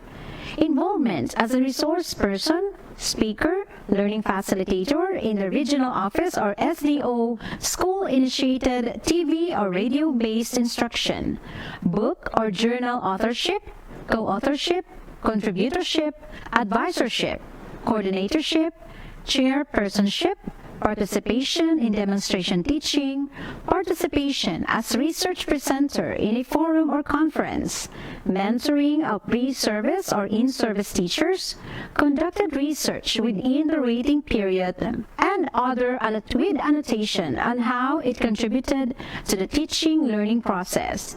You will be rated according to quality, efficiency, and timeliness. As to quality, you will be rated 1 if there is no acceptable evidence shown. A rating of 2 if you performed at least 1 related work that contribute to the teaching learning process within your class only. A rating of 3 is given if it is within the learning area or department, and a rating of 4 if it is within the school or community learning center. And you will receive a 5 or outstanding if it is beyond the school or community learning center. As to efficiency, you will be rated 1 if there is no acceptable evidence shown. A rating of 2 if you submitted an MOV that shows considerable overlap with a schedule that significantly affected the performance of your actual teaching learning process. A rating of 3 if you show reasonable interlap with the actual teaching learning process. A rating of 4 is given to you if the MOV perceived positive contribution to teaching learning process, and a rating of 5 if it achieved positive contribution to the learning process as evidenced by the annotation provided. As to timeliness, you will be rated 5 if the submitted MOVs were distributed across 4 quarters.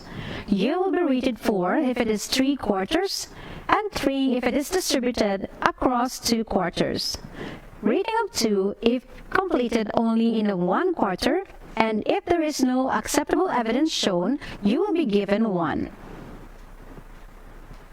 And those are the MOVs for our objectives 1 to 15 for proficient teachers. Let us now move on to the RPMS tools for highly proficient teachers, because as I've mentioned earlier, we will only focus on the RPMS tools for year 1. The first objective from KRA1 for highly proficient teachers, modeled effective applications of content knowledge within and across curriculum teaching areas. The MOVs for this objective is your 2 COT reading sheets. Dalawa lang po kasi dalawang beses lang po tayong oobserbahan in 1 school year. You will be rated 5 or outstanding if you have demonstrated level 8 in objective 1 as shown in your COT rating sheets. A rating of 4 or very satisfactory will be given to you if you have demonstrated level 7 in objective 1.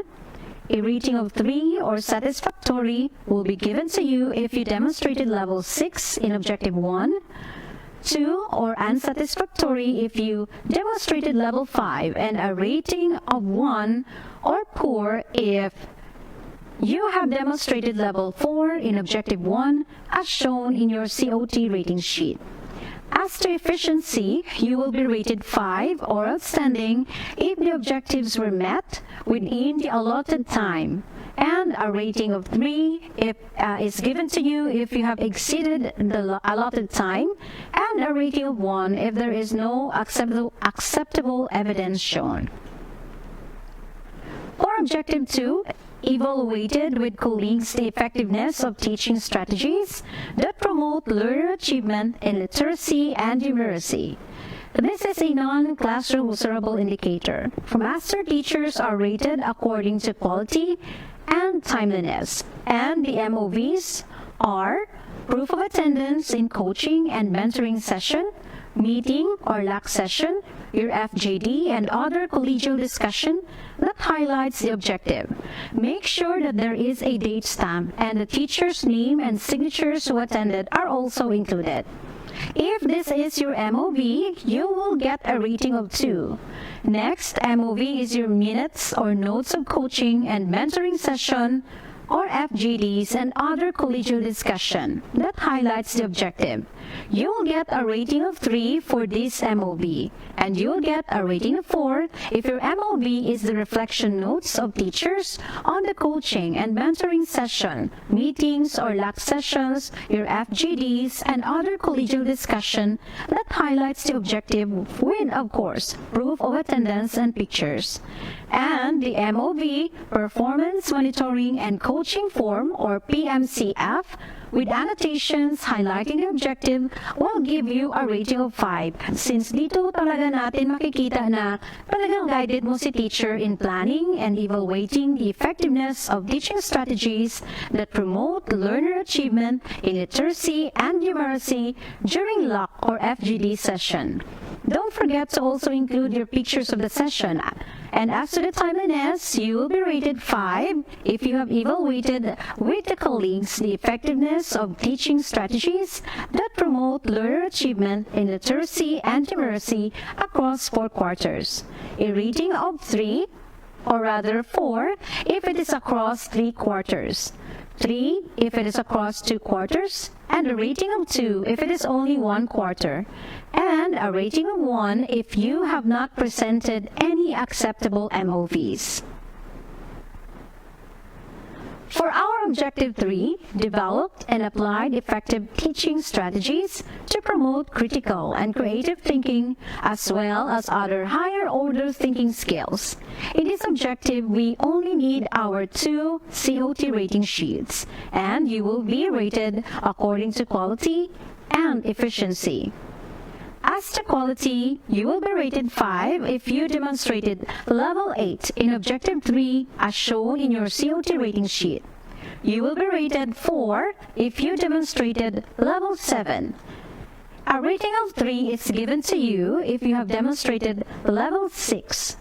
A rating of 2 is given to you if you have demonstrated level 5 in objective 3, and a rating of 1 if you only demonstrated level 4 in objective 3 as shown in your COT rating sheet. As to the efficiency, you will be rated a 1 if you were not able to provide any acceptable evidences. A rating of 3 will be given if the objective was met, but instruction exceeded the allotted time, and a rating of 5 if it is within the allotted time. Let us now move on to KRA2, Learning Environment and Diversity of Learners. Objective 4, worked with colleagues to model and shared effective techniques in the management of classroom structure to engage learners individually or in groups in meaningful exploration, discovery, and hands-on activities within a range of physical learning environment. This is also a classroom observable indicator, and you only need your 2 COT rating sheets for your MOVs. And of course, you will be rated according to quality and efficiency, just like in Objectives 3 in KRA1. Objective 5, exhibit effective and constructive behavior management skills by applying positive and non-violent discipline to ensure learning-focused environment. This is also a classroom observable indicators, meaning the MOVs for this is your 2 CO2 reading sheet, and you'll be rated the same way in Objectives 3 and 4. Moving on to the Objective 6, which is also a classroom observable indicator, work with colleagues to share differentiated, developmentally appropriate opportunities to address learners' differences in gender, needs, strength, interests, and experiences. Again, your COT rating sheets are the MOVs for this objective. At ganun din po ang pag-rate sa inyo according sa quality and efficiency, just like in Objectives 3 to 5. Let us now proceed to KRA 3, Curriculum and Planning. For Objective 7, develop and apply effective strategies in planning and management of developmentally sequenced teaching and learning process to meet curriculum requirements and varied teaching context. The MOVs for this objective is your COT rating sheet, as this is a classroom observable indicator, and you will be rated again according to quality and efficiency, just like in Objectives 3 to 6. For Objective 8, review with colleagues, teachers, and learners' feedback to plan, facilitate, and enrich teaching practice. This objective is a non-classroom observable indicator, and the MOVs for the objectives are approve LAC plan, minutes of LAC of FGD session and other collegiate discussion, and of course your performance monitoring and coaching form. As to quality, you will be rated 1 if you were not able to provide any MOV, 2 if you only submitted the LAC plan, and you will be given a rating of 3 if you have submitted minutes of meeting, that includes the attendance, a rating of 4 if you submitted minutes of attendance of meeting, and you have highlighted the session or the agreements and recommendations during your coaching and mentoring session in the meetings, LAC session, FGDs, and other collegial discussion of your session, with of course proof of attendance and pictures, and you are given a rating of 5 if you were able to submit your performance monitoring and coaching form plus your minutes of session. As to timeliness, you will be rated according to number of discussion that you had with your colleagues, and you will receive a rating of 5 if you have facilitated collegial discussion that review teacher and learners' feedback with colleagues across 4 quarters, a rating of 4 if it is only across 3 quarters, a rating of 3 if it is across 3 quarters, and a rating of 2 if it is only 1 quarter. And if there is no acceptable evidence, you are given a rating of 1. For Objective 9, advised and guided colleagues in the selection, organization, development, and use of appropriate teaching and learning resources, including ICT, to address specific learning goals. This is a non-classroom observable indicator, and the MOVs for this objective are proof of attendance in coaching and mentoring session, meetings, LAC session, FGDs, and other collegial discussion that highlights the objective. Minutes of notes of coaching and mentoring session, FGDs, and other discussion that highlights the objective. Reflection notes of teachers on the coaching and mentoring session, meeting, LAC session, FGDs, and other collegial discussion, and performance monitoring and coaching form with annotations highlighting the objectives. As to quality, you will be rated 1 if you were not able to submit acceptable evidences. You will be rated 2 if you submitted MOB number 1.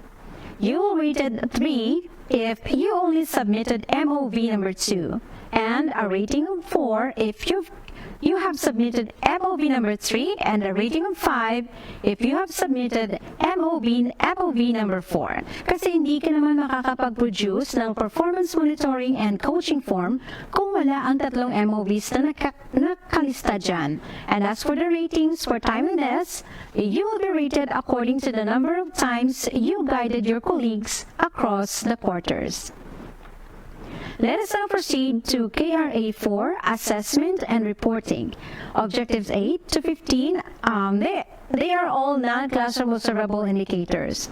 Objective 10, work collaboratively with colleagues to review the design, selection, organization, and use of range of effective diagnostic, formative, and summative assessment strategies consistent with curriculum requirements. Now, we have 4 MOVs for these objectives. They are proofs attendance in coaching and mentoring session, meetings, LAC session, FGDs, and other collegial discussion that highlights the objective. Minutes or notes of coaching and mentoring session, reflection notes of teachers on the coaching and mentoring session from your meeting, LAC session, and FGDs, and other collegial discussion. And the last one is performance monitoring and coaching form with annotation highlighting the objectives. Again, you will be rated according to quality and timeliness in objective number 9. For Objectives 11, interpreted collaboratively, monitoring and evaluation strategies of attainment of data to support learner progress and achievement. Meron po tayong 5 objectives for this, but you are only required to submit 4. Take note, 4 po. 1, they are approved LAC FGD plan, any proof of communication with colleagues like screenshot ng text or chat, results of collaborative interpretation, minutes of LAC or your FGD session and other meetings with, of course, proof of attendance na may timestamp, and performance monitoring and coaching form with annotations highlighting interpretation of monitoring and evaluation strategies of attainment data. And for this objective, you'll be rated according to quality and timeliness. As to quality, you will be rated 1 if there is no acceptable evidence shown. Makakatanggap po tayo ng rating na 2 if you have provided MOVs number 1 or 2. At kapag MOV 4 or 3 naman po ang naipakita ninyo, then makakatanggap po kayo ng rating na 3. You will receive a rating of 4 naman if you have submitted MOVs 3 and 4, but if you are able to synthesize or incorporate all discussion of your colleagues during your coaching and mentoring, you will be rated 5 or outstanding. Para sure na 5 po ang makukuha ninyo, MOV 5 po ang ipakita ninyo dahil kapag meron po kayo nito, siguradong complete nyo po ang MOVs 1 to 4. Kasi ito po yung basihan natin for us to be able to produce MOV number 5, which is the performance monitoring and coaching form. And don't forget to include po the attendance and the pictures during your session. As to timeliness, katulad din po ng pag-rate natin from objectives 8 to 10. Now let's move forward to Objective 12 under KRA 4, Applied Skills in the Effective Communication of Learner Needs, Progress, and Achievement to Key Stakeholders, including parents, guardians, for the objectives. And there are 10 MOVs, but we only need one.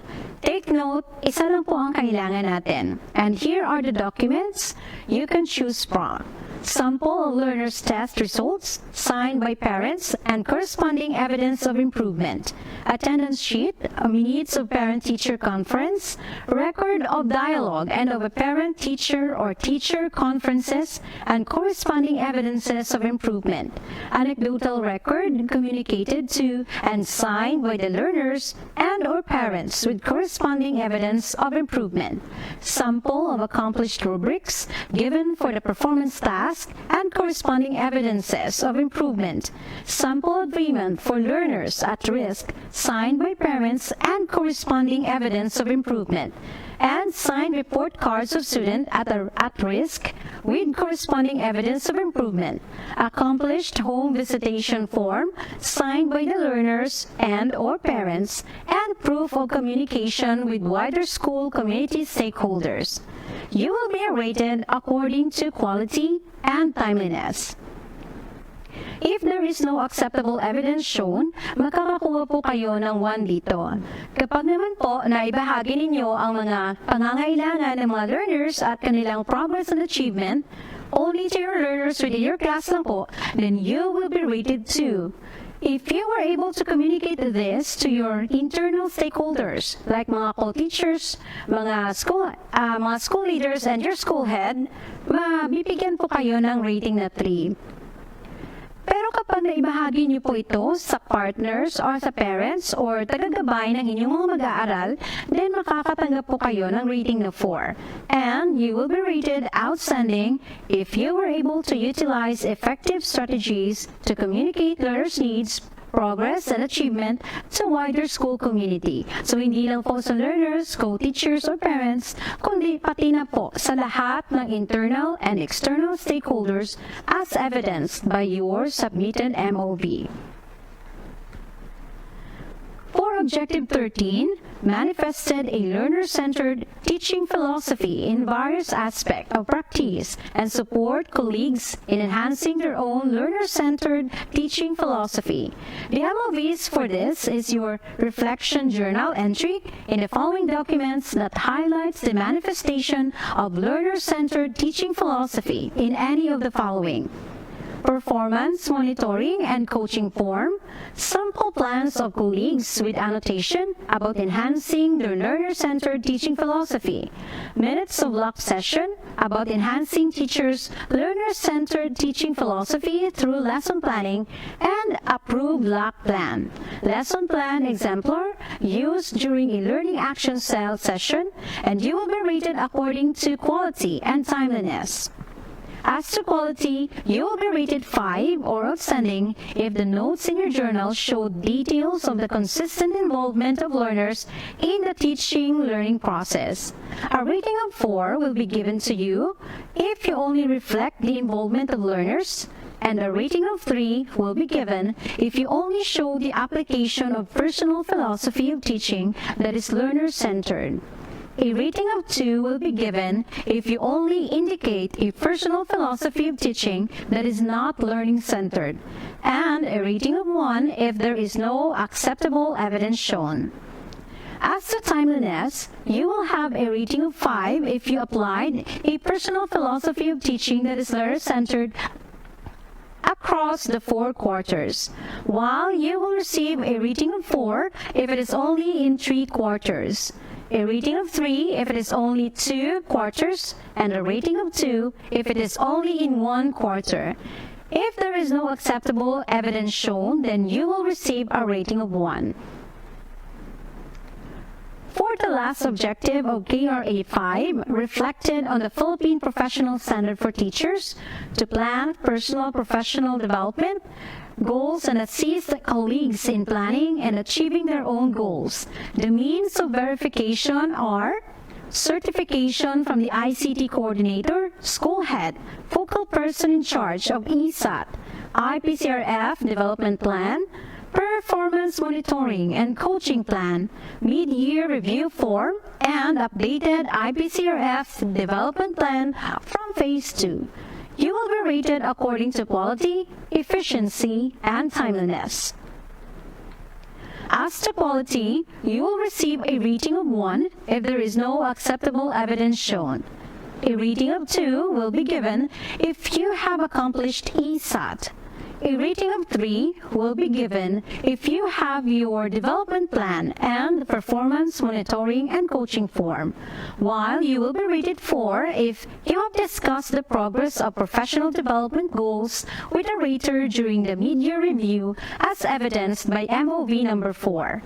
And lastly, you will be rated 5 or outstanding if you submitted updated professional development goals during Phase 2 of the RPMS cycle as evidence in MOV number 5. As to efficiency, you will be rated 1 if there is no acceptable evidence shown, while a rating of 2 will be given if you have submitted 1 acceptable MOV. A rating of 3 will be given if you have 2 acceptable MOVs, while a rating of 4 is given if you have submitted 3. And a rating of 5 or outstanding if you are able to submit 4 acceptable MOVs. When it comes to timeliness, you will be rated 1 if there is no acceptable evidence shown, a rating of 2 if only 1 submitted MOV was accomplished within the prescribed RPMS space. A rating of 3 will be given if you have accomplished 2 MOVs within the prescribed RPMS space, and a rating of 4 will be given if you have accomplished 3 MOVs, while a rating of 5 or outstanding will be given if you have accomplished all MOVs within the prescribed RPMS space. And the last objective, which is the plus factor, objective 15, perform various related works, activities that contribute to the teaching-learning process, and the means of verification are any proof that the master teacher served as facilitator or speaker, served as demonstration teacher, served as a member of the technical working group, served as OIC in the absence of the principal, represented the principal in meetings and conferences, observed classes of teachers 1 to 3, assisted the school selection committee in the evaluation of credentials when hiring or promoting teachers, served in a committee, served as advisor to co-curricular activities, served as coordinator or chairperson, authored or contributed to a group or journal, coached and mentored learners in competition, mentored pre-service in-service teachers, and conducted research within the rating period. You will be rated according to quality and efficiency and timeliness. As to quality, you will be rated 1 if there is no acceptable evidence shown, a rating of 2 if you have performed at least 1 relative work within the class only, a rating of 3 if you have performed at least 1 relative work within the learning area or department. A rating of 4 will be given if you have performed at least 1 relative work within the school or community learning center, and a rating of 5 if you have performed at least 1 relative work beyond the school community learning center as evidenced by the submitted MOV. As to efficiency, you will be rated 1 if there is no acceptable evidence shown. A rating of 2 is if you have submitted MOV that shows considerable overlap with the schedule that significantly affected the performance of your actual teaching-learning process. A rating of 3 if you show reasonable interlap with the actual teaching-learning process, and a rating of 4 if the MOV perceived positive contribution to teaching-learning process. You will be given outstanding or a rating of 5 if it achieved positive contribution to the teaching-learning process as evidenced by the annotation provided. As to timeliness, you will be rated 5 if the submitted MOVs were distributed across 4 quarters. You will be rated 4 if it is in 3 quarters. You will be rated 3 if it is distributed across 2 quarters, 2 if you completed only in 1 quarter, and you will be rated 1 if there is no acceptable evidence shown. And there you have it, ma'ams and sirs. I hope that you were able to capture all salient points from my presentation. This has been Ma'am Joni B. Gallardo of DepEd Region 6, Human Resource Development Division. Thank you and God bless.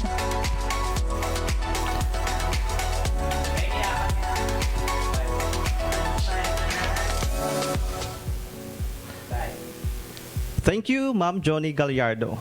And we are now down to the last session of today's orientation, the DepEd Order Number 2, Series of 2015, or the Guidelines on the Establishment and Implementation of the Results-Based Performance Management System, or RPMS, in the Department of Education. It establishes who the ratees are and their corresponding raters and approving authorities. And for us to know more about this, let us all welcome Sir Roleben Madera with his topic, Ratee, Rater, and Approving Authority of the RPMS-PPST.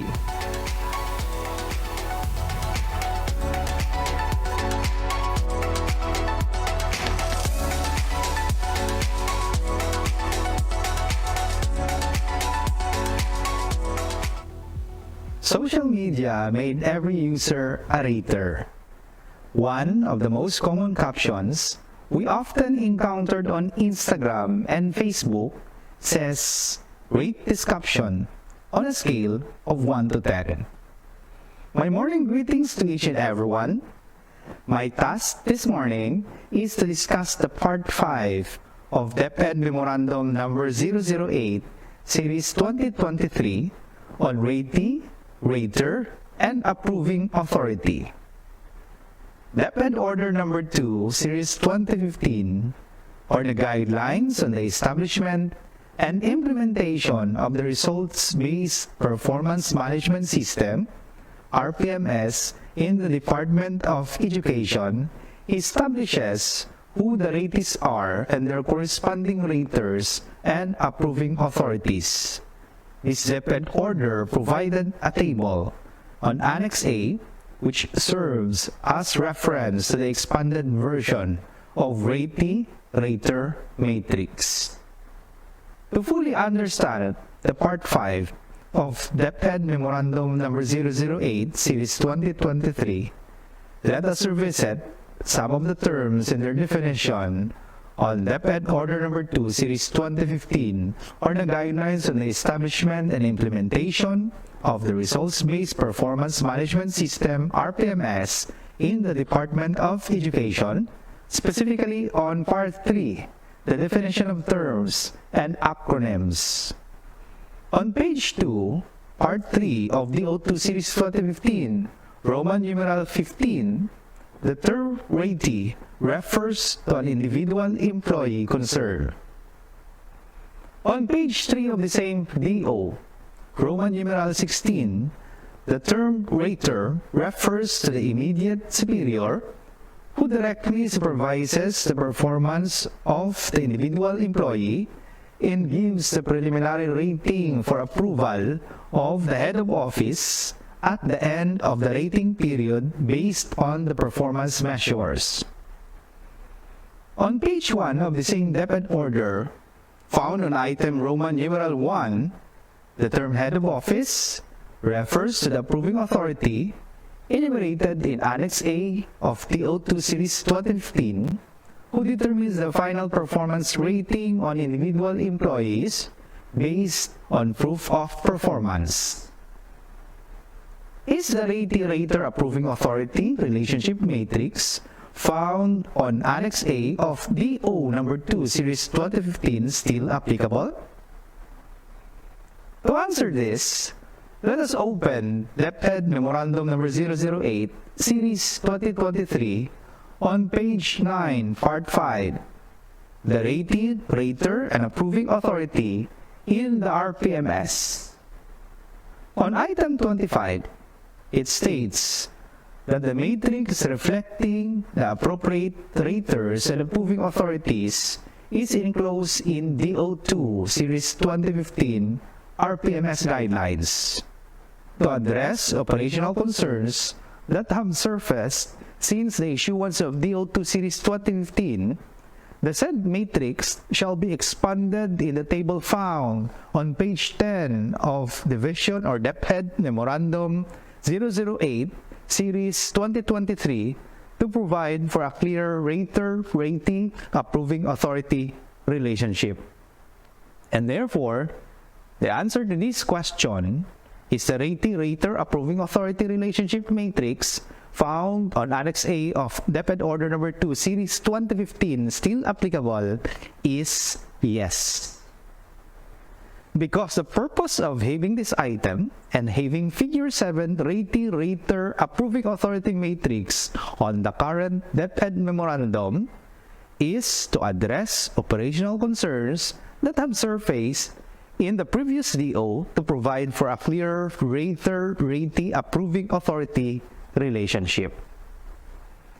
If we revisit Annex A on page 18 of DepEd Order Number 2 Series 2015 focusing on school only as governance level, the matrix is telling us that when the ratee is the principal, the rater is the assistant superintendent, and the approving authority is the superintendent.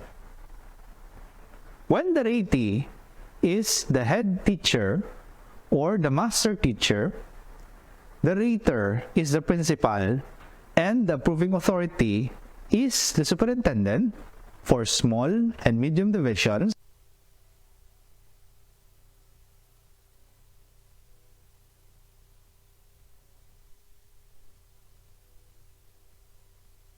Social media made every user a rater. One of the most common captions, because the purpose of having this item and having Figure 7 rater approving authority matrix on the current DepEd memorandum is to address operational concerns that have surfaced in the previous DO to provide for a clear rater-rating approving authority relationship. If we revisit Annex A on page 18 of DepEd Order Number 2 Series 2015 focusing on school only as governance level, the matrix is telling us that when the ratee is the principal, the rater is the assistant superintendent, and the approving authority is the superintendent. When the ratee is the head teacher or the master teacher, the rater is the principal, and the approving authority is the superintendent for small and medium divisions, while the assistant superintendents for large and very large division. When the ratee is the teacher, the rater is the head teacher or master teacher, and the approving authority is the principal. Social media made every user a rater. When the ratee is the teacher, the rater is the head teacher or master teacher, and the approving authority is the principal. When the ratee is the non-teaching staff, the rater is the principal, and the approving authority is the Administrative Officer 5 of the school's division office. Notice that DO2 Series 2015 never mentioned in the rater-ratee relationship matrix the alternative learning system implementers or our ALS implementers. There were even confusions as to the rater and approving authority of teachers who belong to a school with no master teacher, no head teacher, or assistant principal. And so, allow me to direct your attention to DepEd Memorandum number 008, Series 2023, particularly on page 10, Figure 7, the Rater Approving Authority Matrix. This matrix tells us that if the ratee is the head teacher or the master teacher, the rater is the principal or school head, and the approving authority is the superintendent for small and medium divisions and assistant superintendent for large and very large divisions. When the ratee is the teacher who belongs to a school with no master teachers, no head teacher, or no assistant principal, the rater is the principal or the school head, and the approving authority is the superintendent for small and medium divisions, assistant superintendent for large and very large divisions.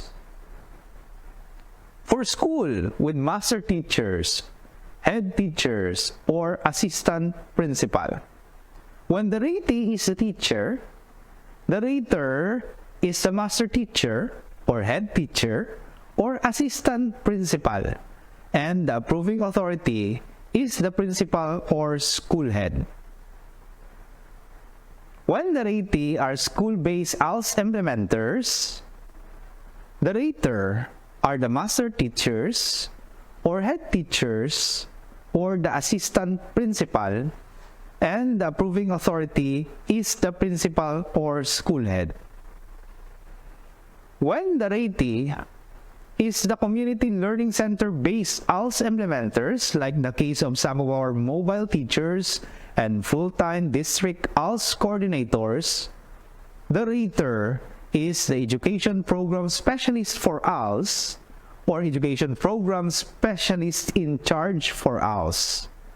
And the approving authority is the Chief of Curriculum Implementation Division, CID, of the Schools Division Office. Please take note that in both Policies 302 Series 2015 and DepEd Memorandum number 008 Series 2023, there was no mention of education program supervisor as rater or approving authority for teachers in school and community learning centers. Before I end, allow me to share this to you. Performance in the workplace is very tricky to measure. There is no better way to determine employee abilities than to ask their supervisors, subordinates, and peers who work with them every day. Thank you, and good morning once again.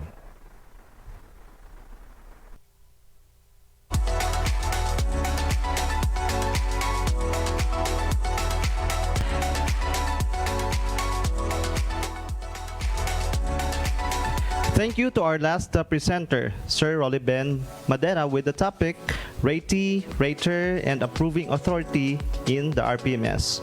To those in the Zoom room, you can now post your questions in our chat box, while those who are viewing via FB Live, you can post your questions via the comment section. Our HRD specialists can post their questions via the created GC. So at this point, we will have a 5-minute health break.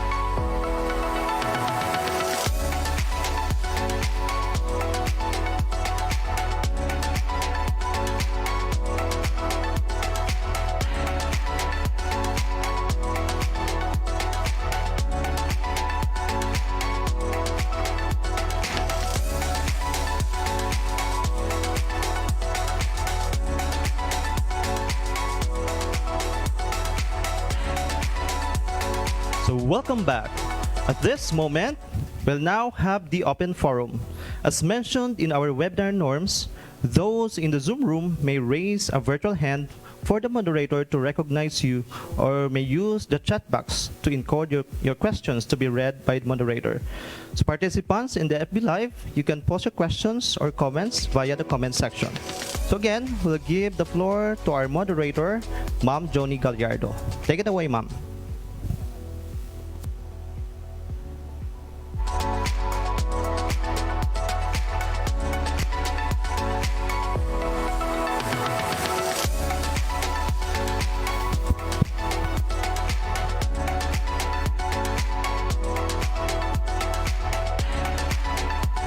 Thank you very much, Sir Xander. And now we are in our question and answer portion. The facilitators are now ready to cater to your questions. We have questions from our Zoom and our FB Live in the comment section. And so now we will start. We have a question from Dr. Jewel of Escalante City. Will the CO or RO provide an electronic template for ESA and ICCRF? And this question will be answered by Chief Susan Severino. Chief.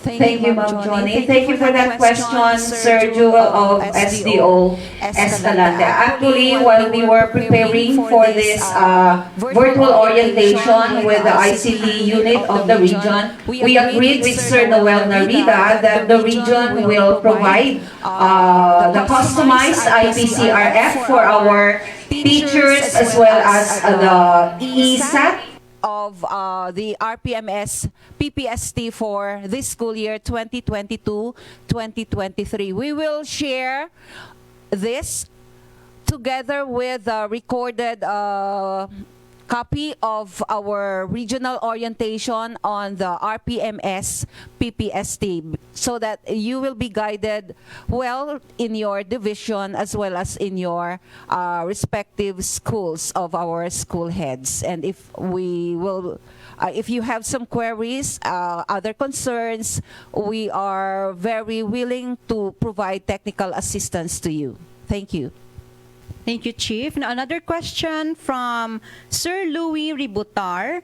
What should be the final rating if, let's say, quality is 5, efficiency is 4, and timeliness is 3? Sir, you'll just have to add the 5, 4, and 3. Add the quality, add the efficiency, and the timeliness, and then you'll just have to divide that into 3. And the answer is, that's the rating of the teacher for that particular objective.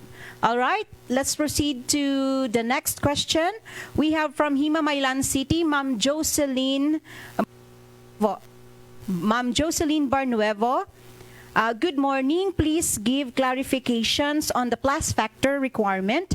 As stated, the teacher has to choose and has to submit only one among the given MOVs. However, the rating for timeliness, it is required for him or her to submit 4 across the quarters in order to gain or to get an outstanding score. Kindly elaborate po. Thank you. And this question will be answered by Doc Leo. Doc Leo. Okay, thank you very much, Ma'am Joni. Thank you very much, Ma'am Jocelyn Barnuevo, our HRD specialist from Himamaylan. Please allow me to get my copy of DepEd Memorandum number 8 series of 2023 so that I could elaborate further my answer. So in terms of plus factor, and I am now reading the plus factor of our proficient teachers. So for teachers 1 to 3. So for timeliness, it is stated here that the teacher will get an outstanding rating if the MOBs were distributed across 4 quarters. So, yung tanong ni Ma'am Jocelyn, if I'm not mistaken, dapat ba yung MOVs for the plus factor should be submitted 1 per quarter the answer, Ma'am Jo, is hindi po. No? So for example, we have here the different MOV stated. One is committee involvement.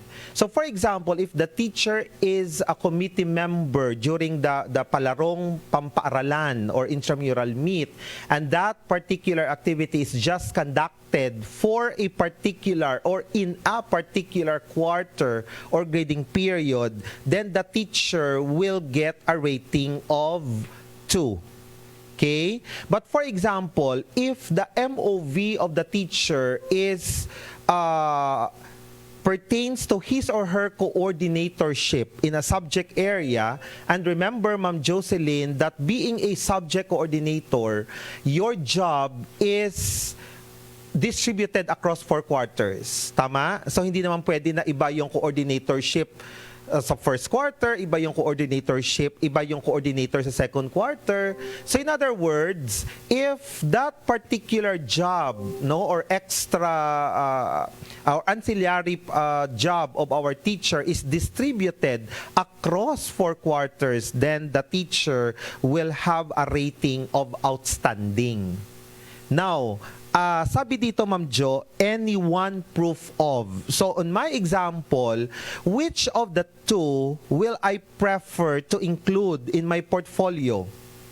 The committee member in the palarong pampaaralan or my being a subject area coordinator? So if you would ask me, then I would prefer, or I will include my designation as a subject area coordinator because it is distributed across 4 quarters. So yun po, Ma'am Jo. I hope that I have given you the clarifications with regard to that query.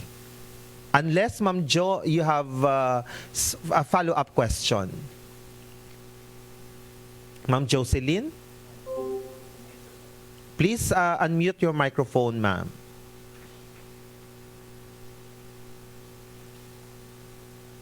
Okay, so nag-thumbs up na po si Ma'am Jocelyn.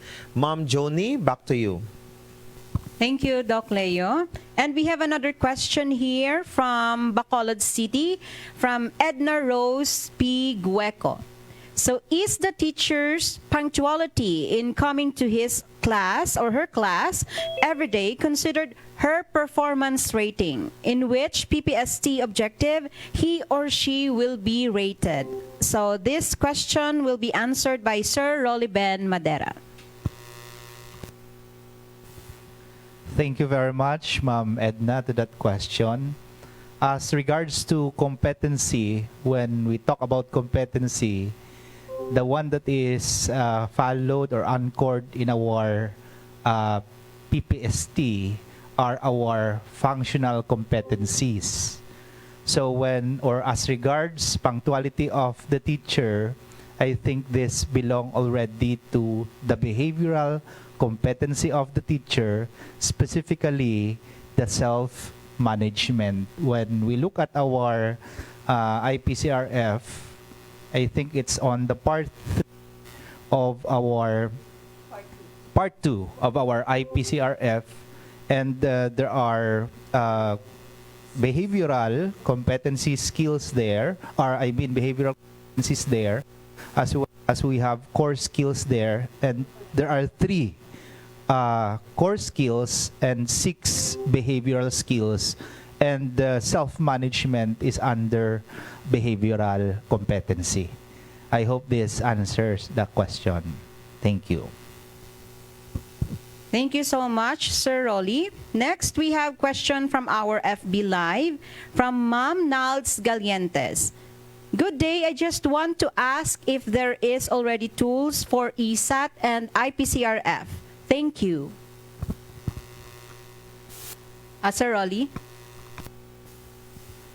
As what mentioned earlier by Sir Chief, or Madam Chief Susan, we still do not have our tools for IPCRF or the ESAT. The ICT will work on this pa. In addition, I just would like to make an additional comment. Actually, our schools can customize the IPCRF, no? All we have to do is just to change the set of indicators that are included in our IPCR, in the previous year's IPCRF. No, tandaan natin that in 2022-2023, we have different set of indicators as presented a while ago by Ma'am Joni and Ma'am Joanne Sandoval. So, hindi na po natin kailangang maghintay ng mga electronic tool for the IPCRF and even our electronic tool for the self-assessment.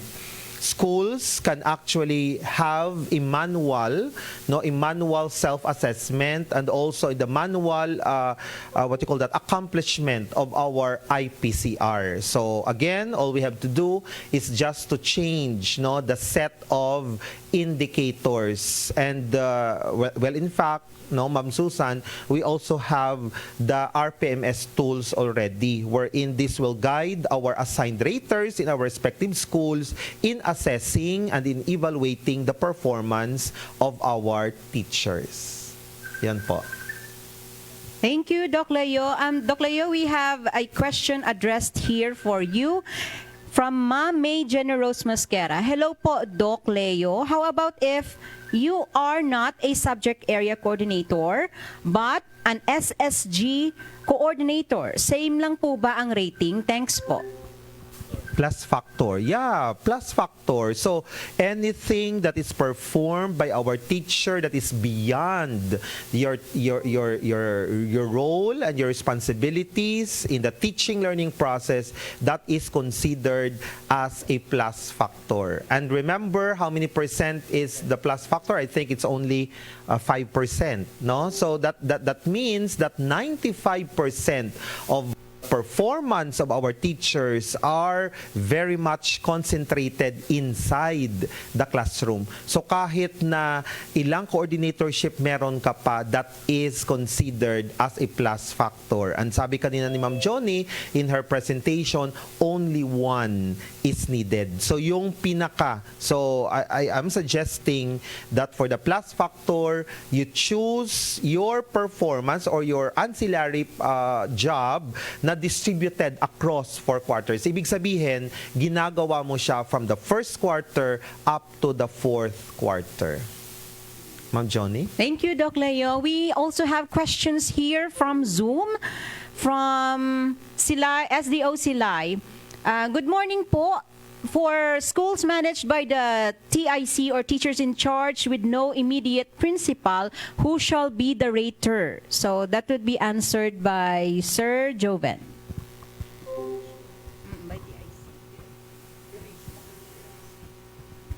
The school which is managed by the TIC, I think the rater is the TIC himself or herself. Yeah, I think so.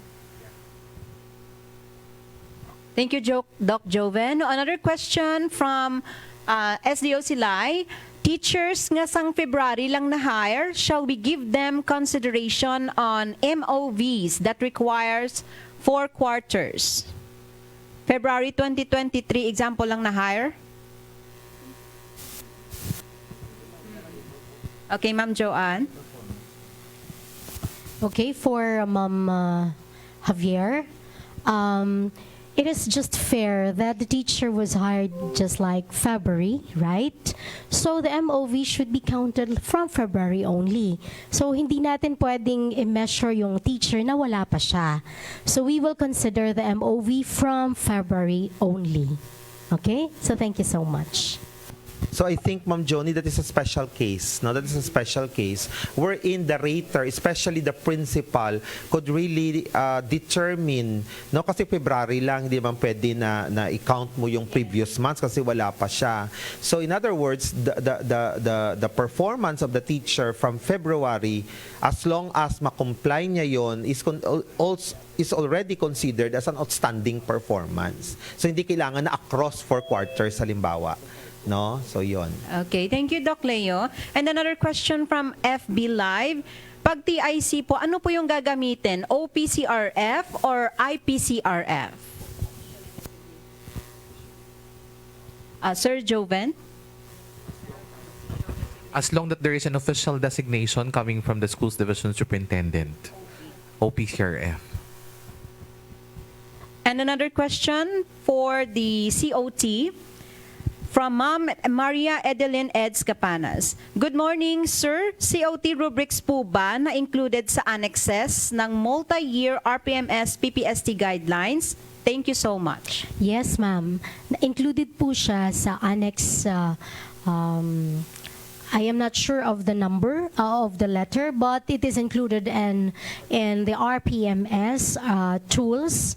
And of course, you refer that yung mga rubric natin na gagamitin. That is very important that before the performance rating or the classroom observation, the ratee and the rater should revisit the rubric kung anong level yung teachers natin. Kung proficient siya, then you look for the rubric for proficient teachers. And if it is highly proficient, tingnan natin yung RPMS tools using the highly proficient rubric. So doon tayo laging mag-a-anchor kasi yun ang kailangan nating tingnan sa ating mga teachers. Okay? Thank you so much. Thank you, Doc Joanne. We have another question here from SDS Novelin Velches from Iloilo City. Competency Part 2 is only for professional development. Now, the rating of the teachers is in Part 1. May I follow up the question of Ma'am Edna of Bacolod City on the punctuality of teachers? Thank you. That would be answered by Sir Roliben. Thank you very much, SDS of Iloilo City, Ma'am Novi. True, the behavioral competency will actually our functional competency. If the problem is punctuality, of course, the functional competency will be affected. And also true that in Part 2, these are indicators for behavioral competencies that must be reflected by the teachers for her to take, of course, the appropriate intervention, specifically professional development interventions on behavioral competencies. Kung may gap siya na makikita sa behavioral competencies niya, makikita yan sa Part 2 ng kanyang IPCRF and batayan yan ng kanyang professional development on behavioral competency. And again, apektado ang functional competency niya kung mayroon siyang problema sa kanyang punctuality sa behavior specifically. Thank you.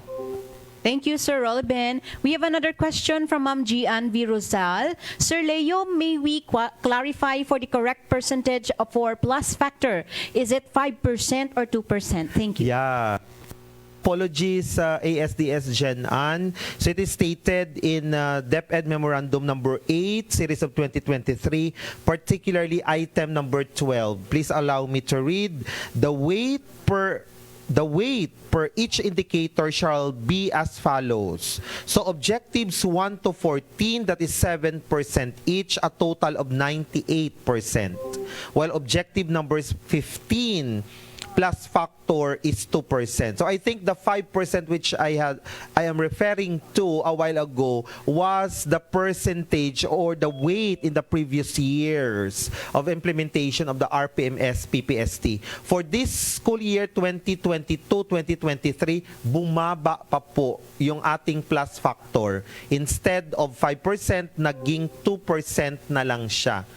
So giving the highest weight to all the classroom-based performance of our teachers, including those non-classroom observable indicators that can be done or that should be done by our teachers during LAC sessions, in the mentoring, and in the conduct of other teaching-related activities in our school. So that's for the clarification. For the percentage or the weight given to the plus factor. Ma'am Jen Ann, again, my apologies po. Thank you, Doc Leo. And we have another question from SDO Silay. This will be answered by Sir Joven. For school managed by assistant principal, who is his or her rater? Thank you and good morning.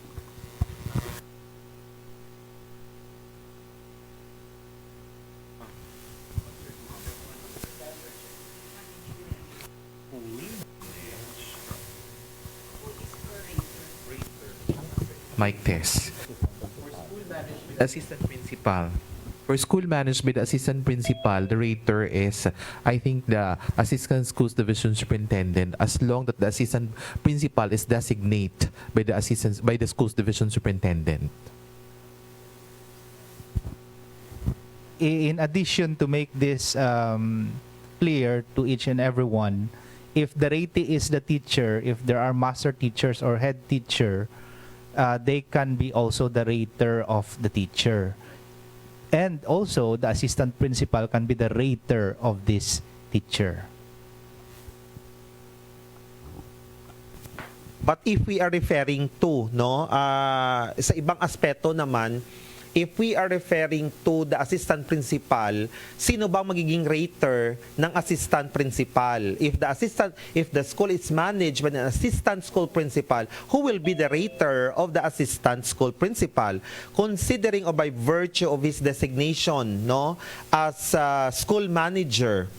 Okay, so the rater of the assistant school principal is of course the assistant schools division superintendent. And the approving authority is our schools division superintendent. Okay? Thank you, Doc Leo. Thank you, Doc Leo. Thank you, Doc Leo and Sir RB and Doc Joven. Here we have another question. May required months po ba kung when dapat gagawa ng IPCRF si newly hired teacher? Halimbawa, itong March lang siya na-appoint. Ilang buwan na lang po, close na ang school year natin. Thanks po. Ma'am Joanne. Okay, good morning once again.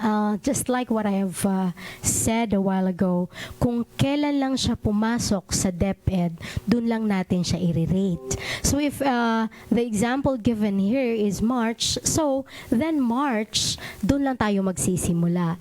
And as what I have mentioned in the classroom observation, so yung magkakaroon siya ng classroom observation on the third and fourth quarter. So makakahabol pa siya, 'di ba? And for that we will refer always to the rubric.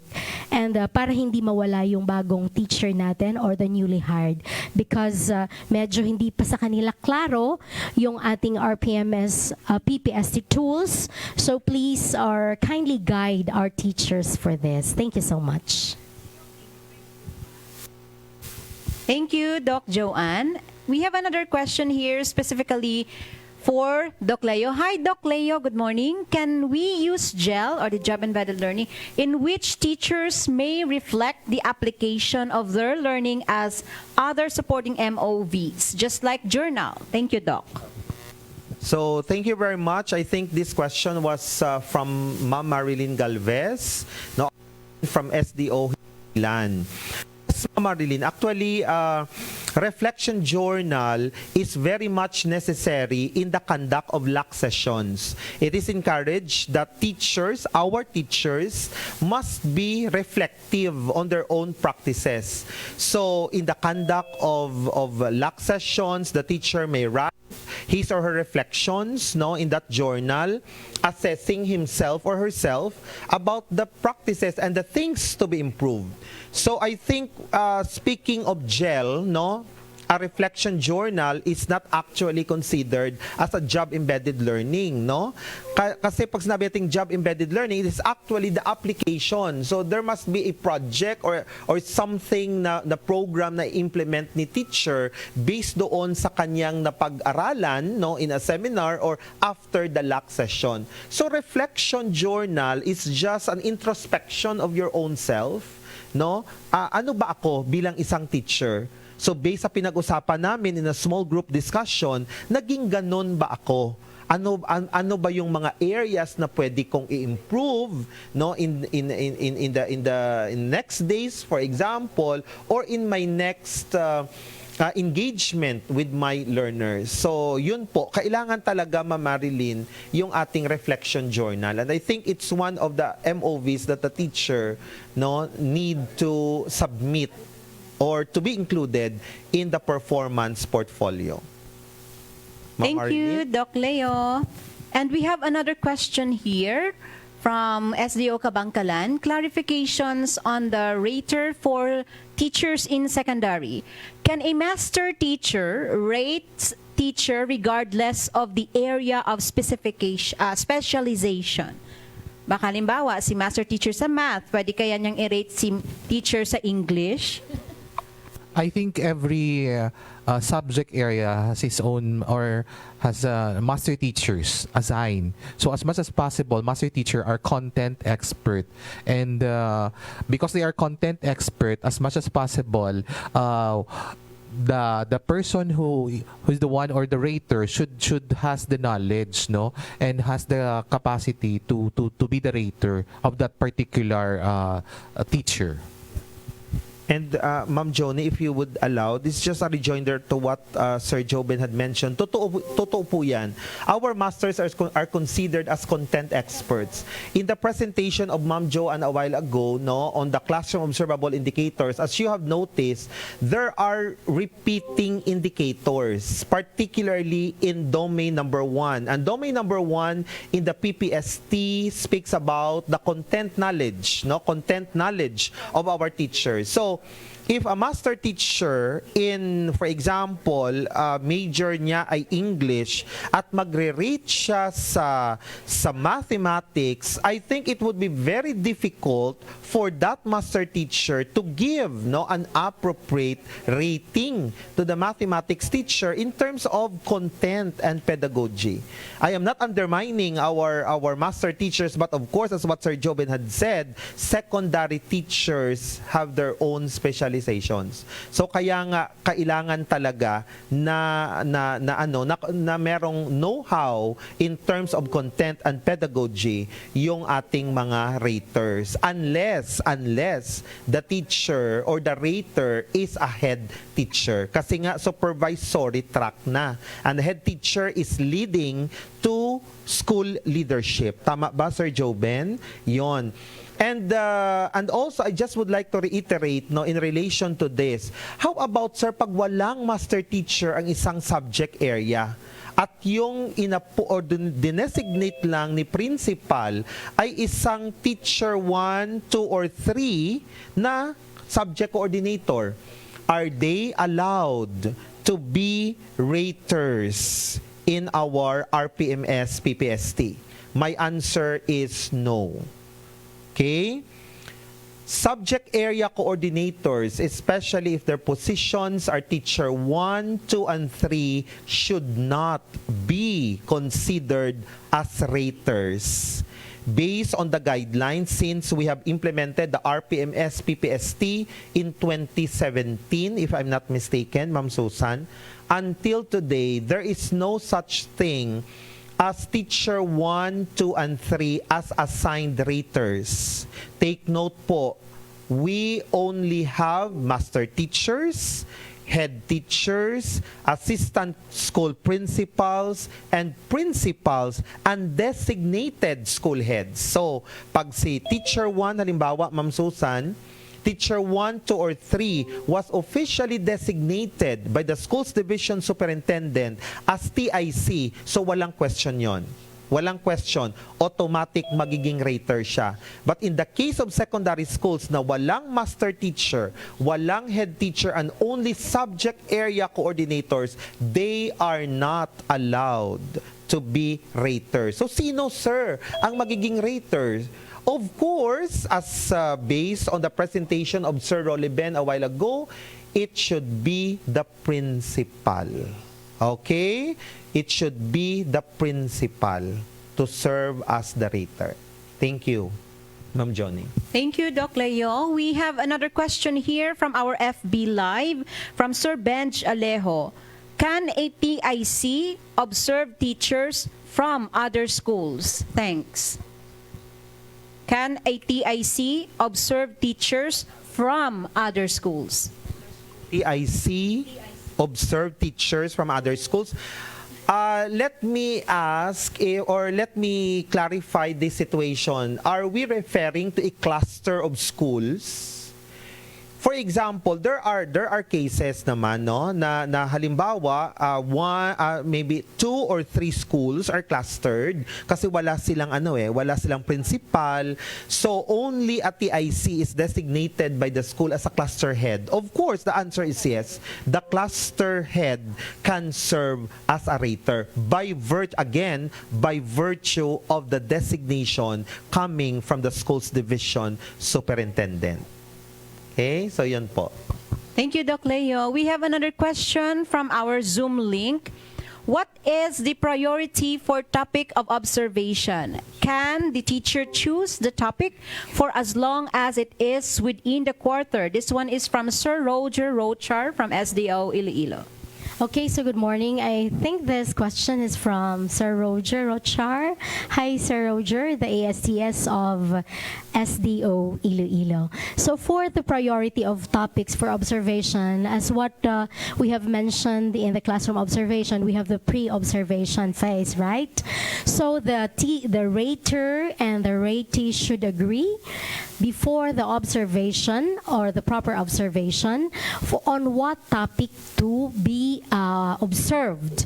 So, depende po sa rater at sa ratee. As long as nandun tayo sa classroom observable objectives for the quarter. So, wag tayong lumabas doon and you could choose your topic.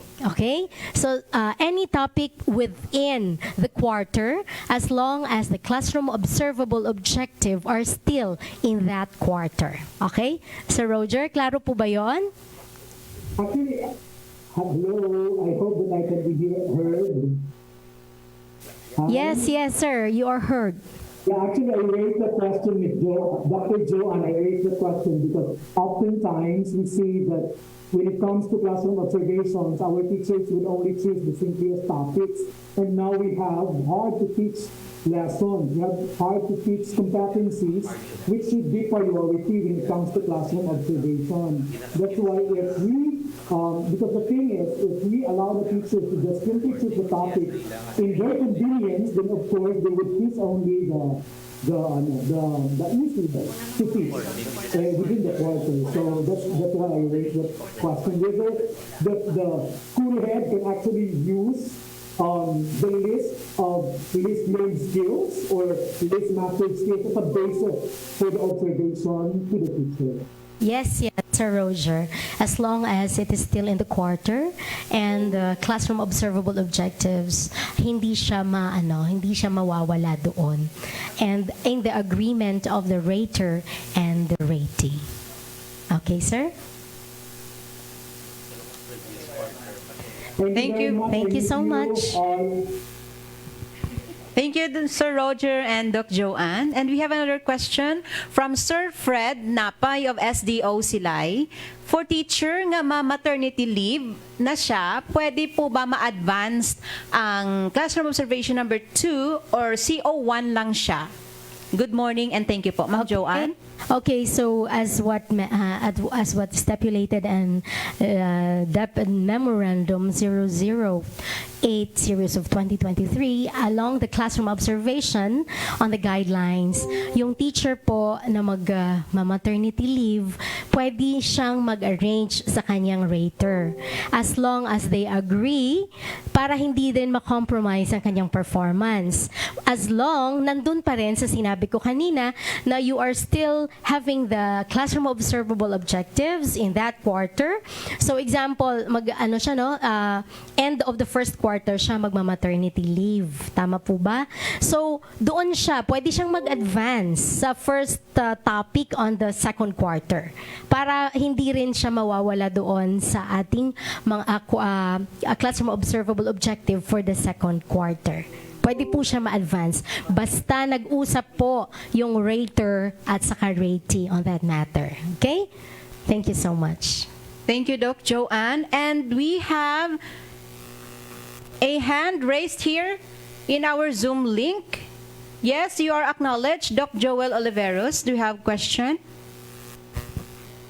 Yes, Ma'am John, regarding sa statement kanina kay Doc Leo on our request of the or the provision of the electronic tools, no, both the SAT and the IPCRF for teachers, so that it will be easy for us, no, in the division office to gather the data, no, for our IPCRF, rather than we have different tools in the region.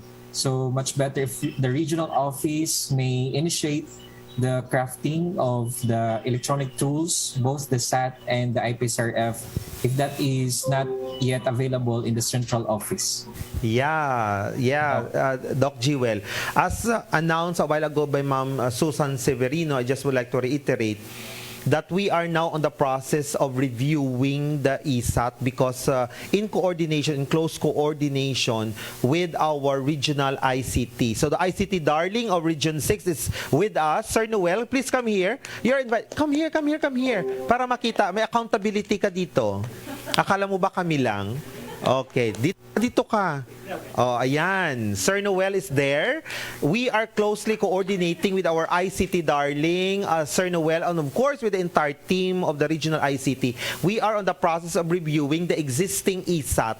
And hopefully, Sir Jewel, no, let's cross our fingers on this, that we could also develop the electronic IPCR. But we are not certain yet on the electronic IPCR. But one thing is for sure, we have already materials for the electronic SAT. Tama ba, Sir Noel? Oh, yeah, nag-thumbs up si Sir Noel. Actually, we will review the electronic ESAT in coordination with I think with the HRDD and with the presenter, di ba? I think we need to meet na lang, Sir Leo, on the deadline. Thank you. Thank you, Sir Noel. Ayan po, Sir Jewel, Doc Jewel. Thank you, Doc Jewel, Doc Leo, and Sir Noel. And Sir Roland Democrito is also raising his hand. Sir Roland, you are acknowledged. Hello, good morning, HRTD team. Can I be heard? Yes po. Thank you po. This is in connection with the plus factor in terms of quality. It stated there that to get an outstanding performance in terms of quality, perform at least one related work activity that contributed to the teaching learning process beyond the school or community learning center as evidenced by the submitted MOV. Meaning po ba dapat ay mga district level ito, division level na mga means of verification? Thank you very much, Sir Roland. Hindi lang ako mag-concentrate para mas maintindihan lalo ng ating mga teachers who are witnessing in our FB Live and also our participants in the virtual room. Magsisimula ako, Sir Roland, sa unsatisfactory. That's rating number 2. Perform at least one related work within the class. Okay, within the class, naka-highlight po ang within the class. Ibig sabihin, sa loob lang ng klase ng ating teacher. Satisfactory or rating number 3 if the related work is performed within the learning area or the department. So, ibig sabihin, within the grade level, no, di ba, sa elementary or within the department, by department sa secondary. And satisfactory, very satisfactory naman, or rating number 4, if the related work was done within the school or community. So, meaning school-wide siya. Ang tama yung sinabi mo kanina, Sir Roland, na mabibigyan siya ng outstanding or a rating of 5 if the related work is done beyond the school or community learning center. So tama siya na pwedeng community-based or barangay-based or pwedeng district-wide yung kanyang performance, no, ng kanyang ancillary work. Sa plus factor po yon, Sir Roland. Thank you, Doc Leo. Another question po, if you don't mind. Yes, sir. You may. Yung isa pa pong tanong nyo kanina, yung rejoinder po sa question na paano po yung kung si teacher ay newly hired teacher by March or halimbawa April or palagay natin na May din, meron pang na-a-appoint ng mga teacher, obligado pa po ba siya na papagawin ng IPCRF? Sir Roland, I just would like to reiterate, I think this is also included, no, I think this is included in my presentation a while ago, that IPCRF rating is necessary for human resource actions. And what are these human resource actions? In the giving of bonuses, for example, in the promotion, in the reclassification, and most especially in the release or in the qualification for the PBB or performance-based bonus.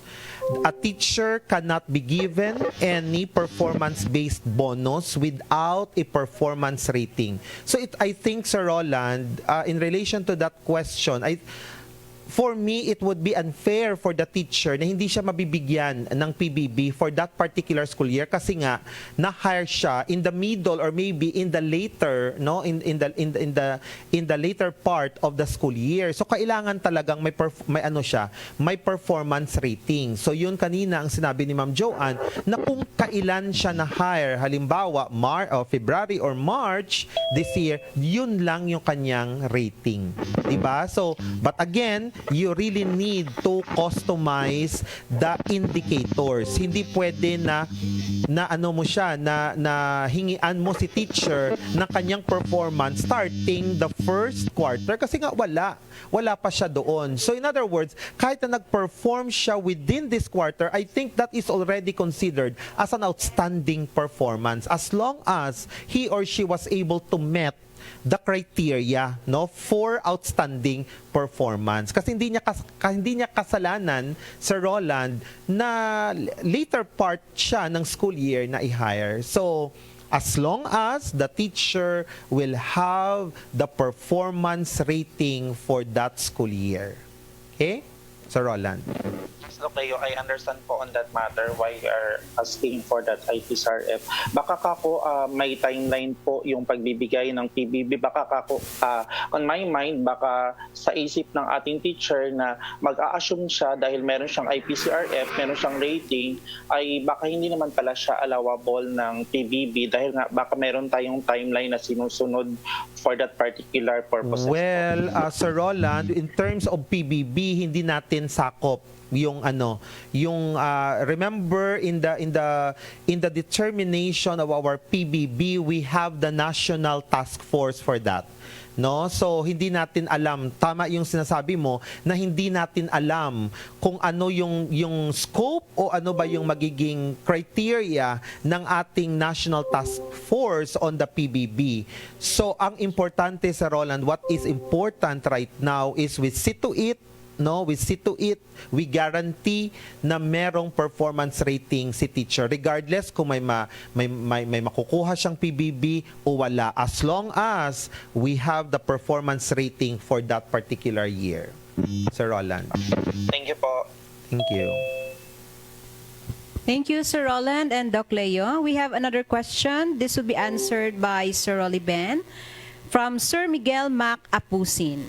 Can the task of being the approving authority of teachers whose raters are the school heads or TICs in medium divisions be delegated to the assistant superintendent? Sir Rolly-Ben?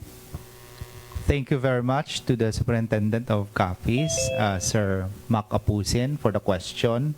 When we go back to DepEd Order number 2 as well as DM008, it was emphasized here that in the absence of our master teacher, head teacher, or assistant principal for the school, and the designate or the teacher in charge is the rater of our teachers for very large division as well as for large division, the approving authority is the assistant superintendent.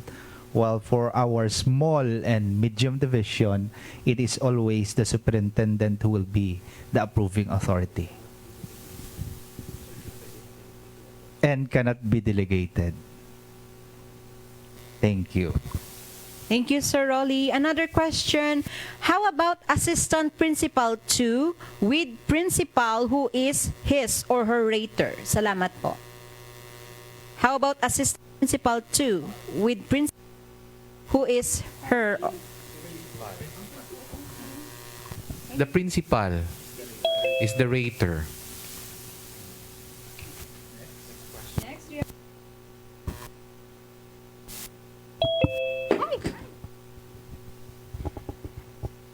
Next, we have a question here. I think this would be the last because it's already 11:52.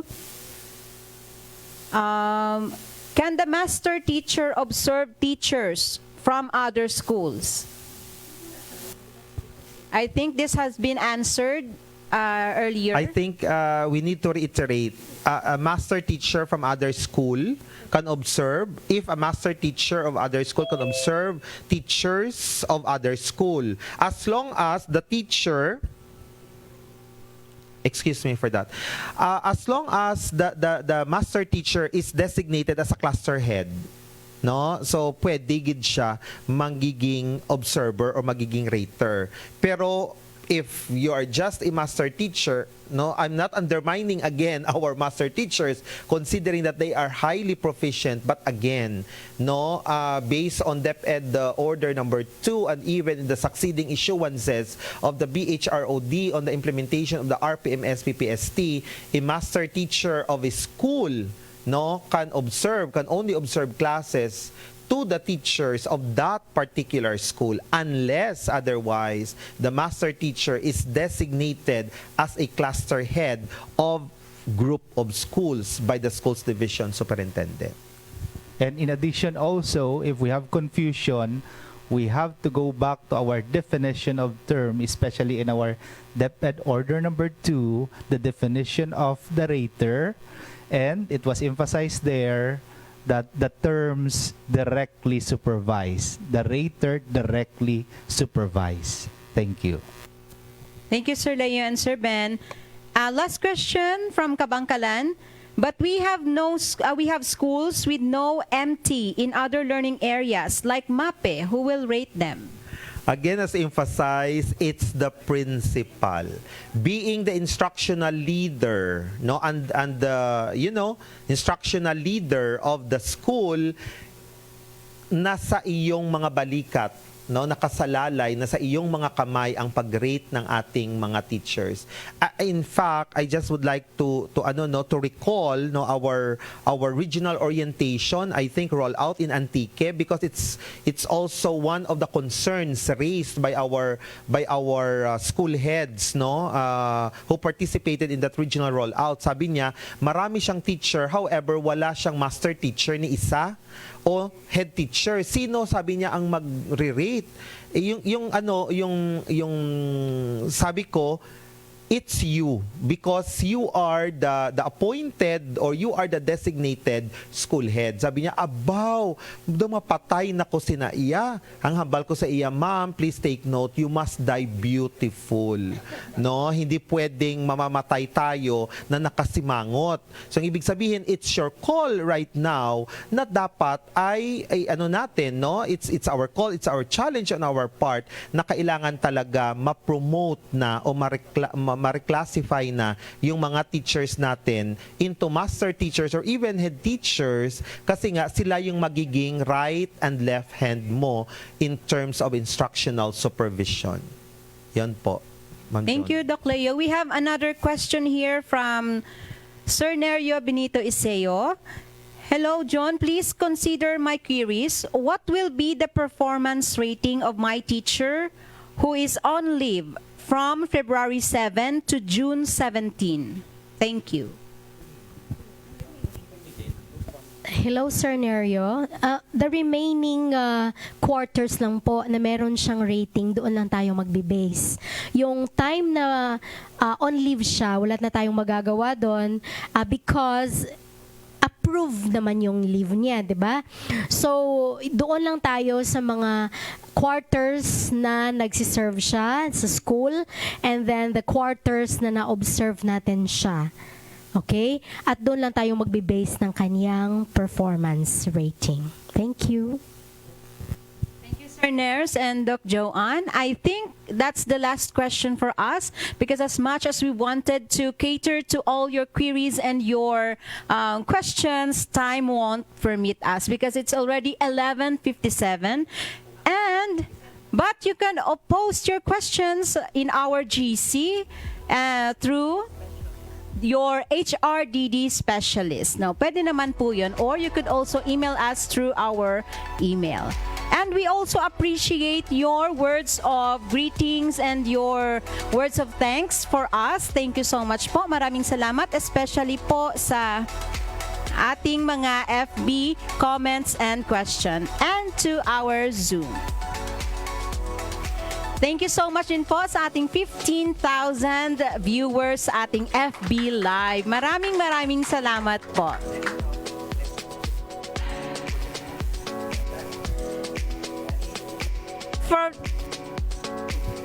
And for the HRDD team, maraming salamat po, especially sa ating ICT unit for assistance. 5, 6, 7, 8. HRDD service with a heart. Viva Magenta. Thank you very much. Thank you so much.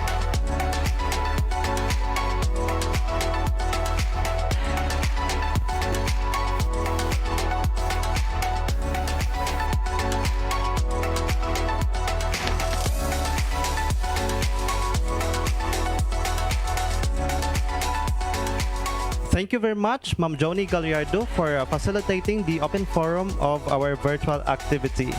Thank you as well to our session facilitators and our chief, Dr. Susan Severino.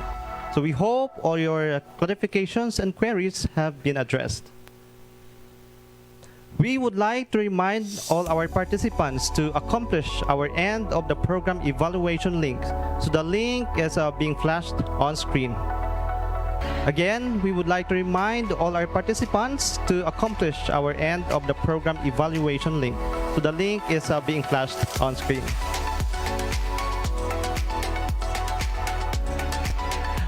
Before we end, allow me to read our gems of thought.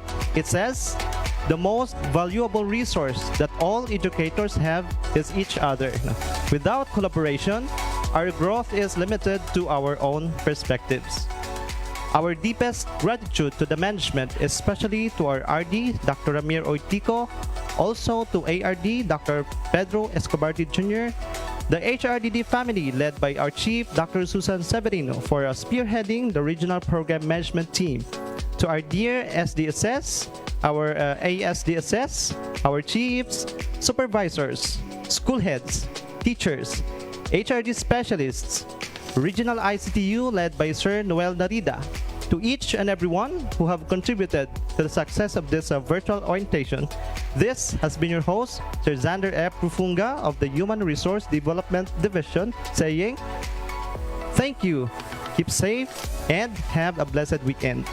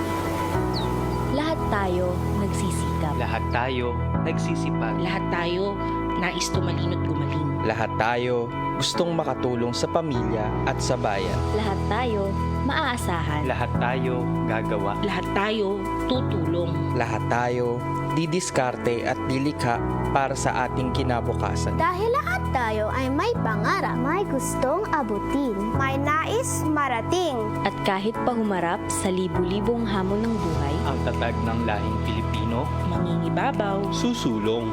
Tayo ay magiging matatag. Matatag na kurikulum,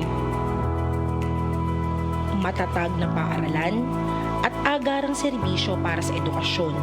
matatag na programa sa mag-aaral at kabataan. matatag na suporta para sa mga guro.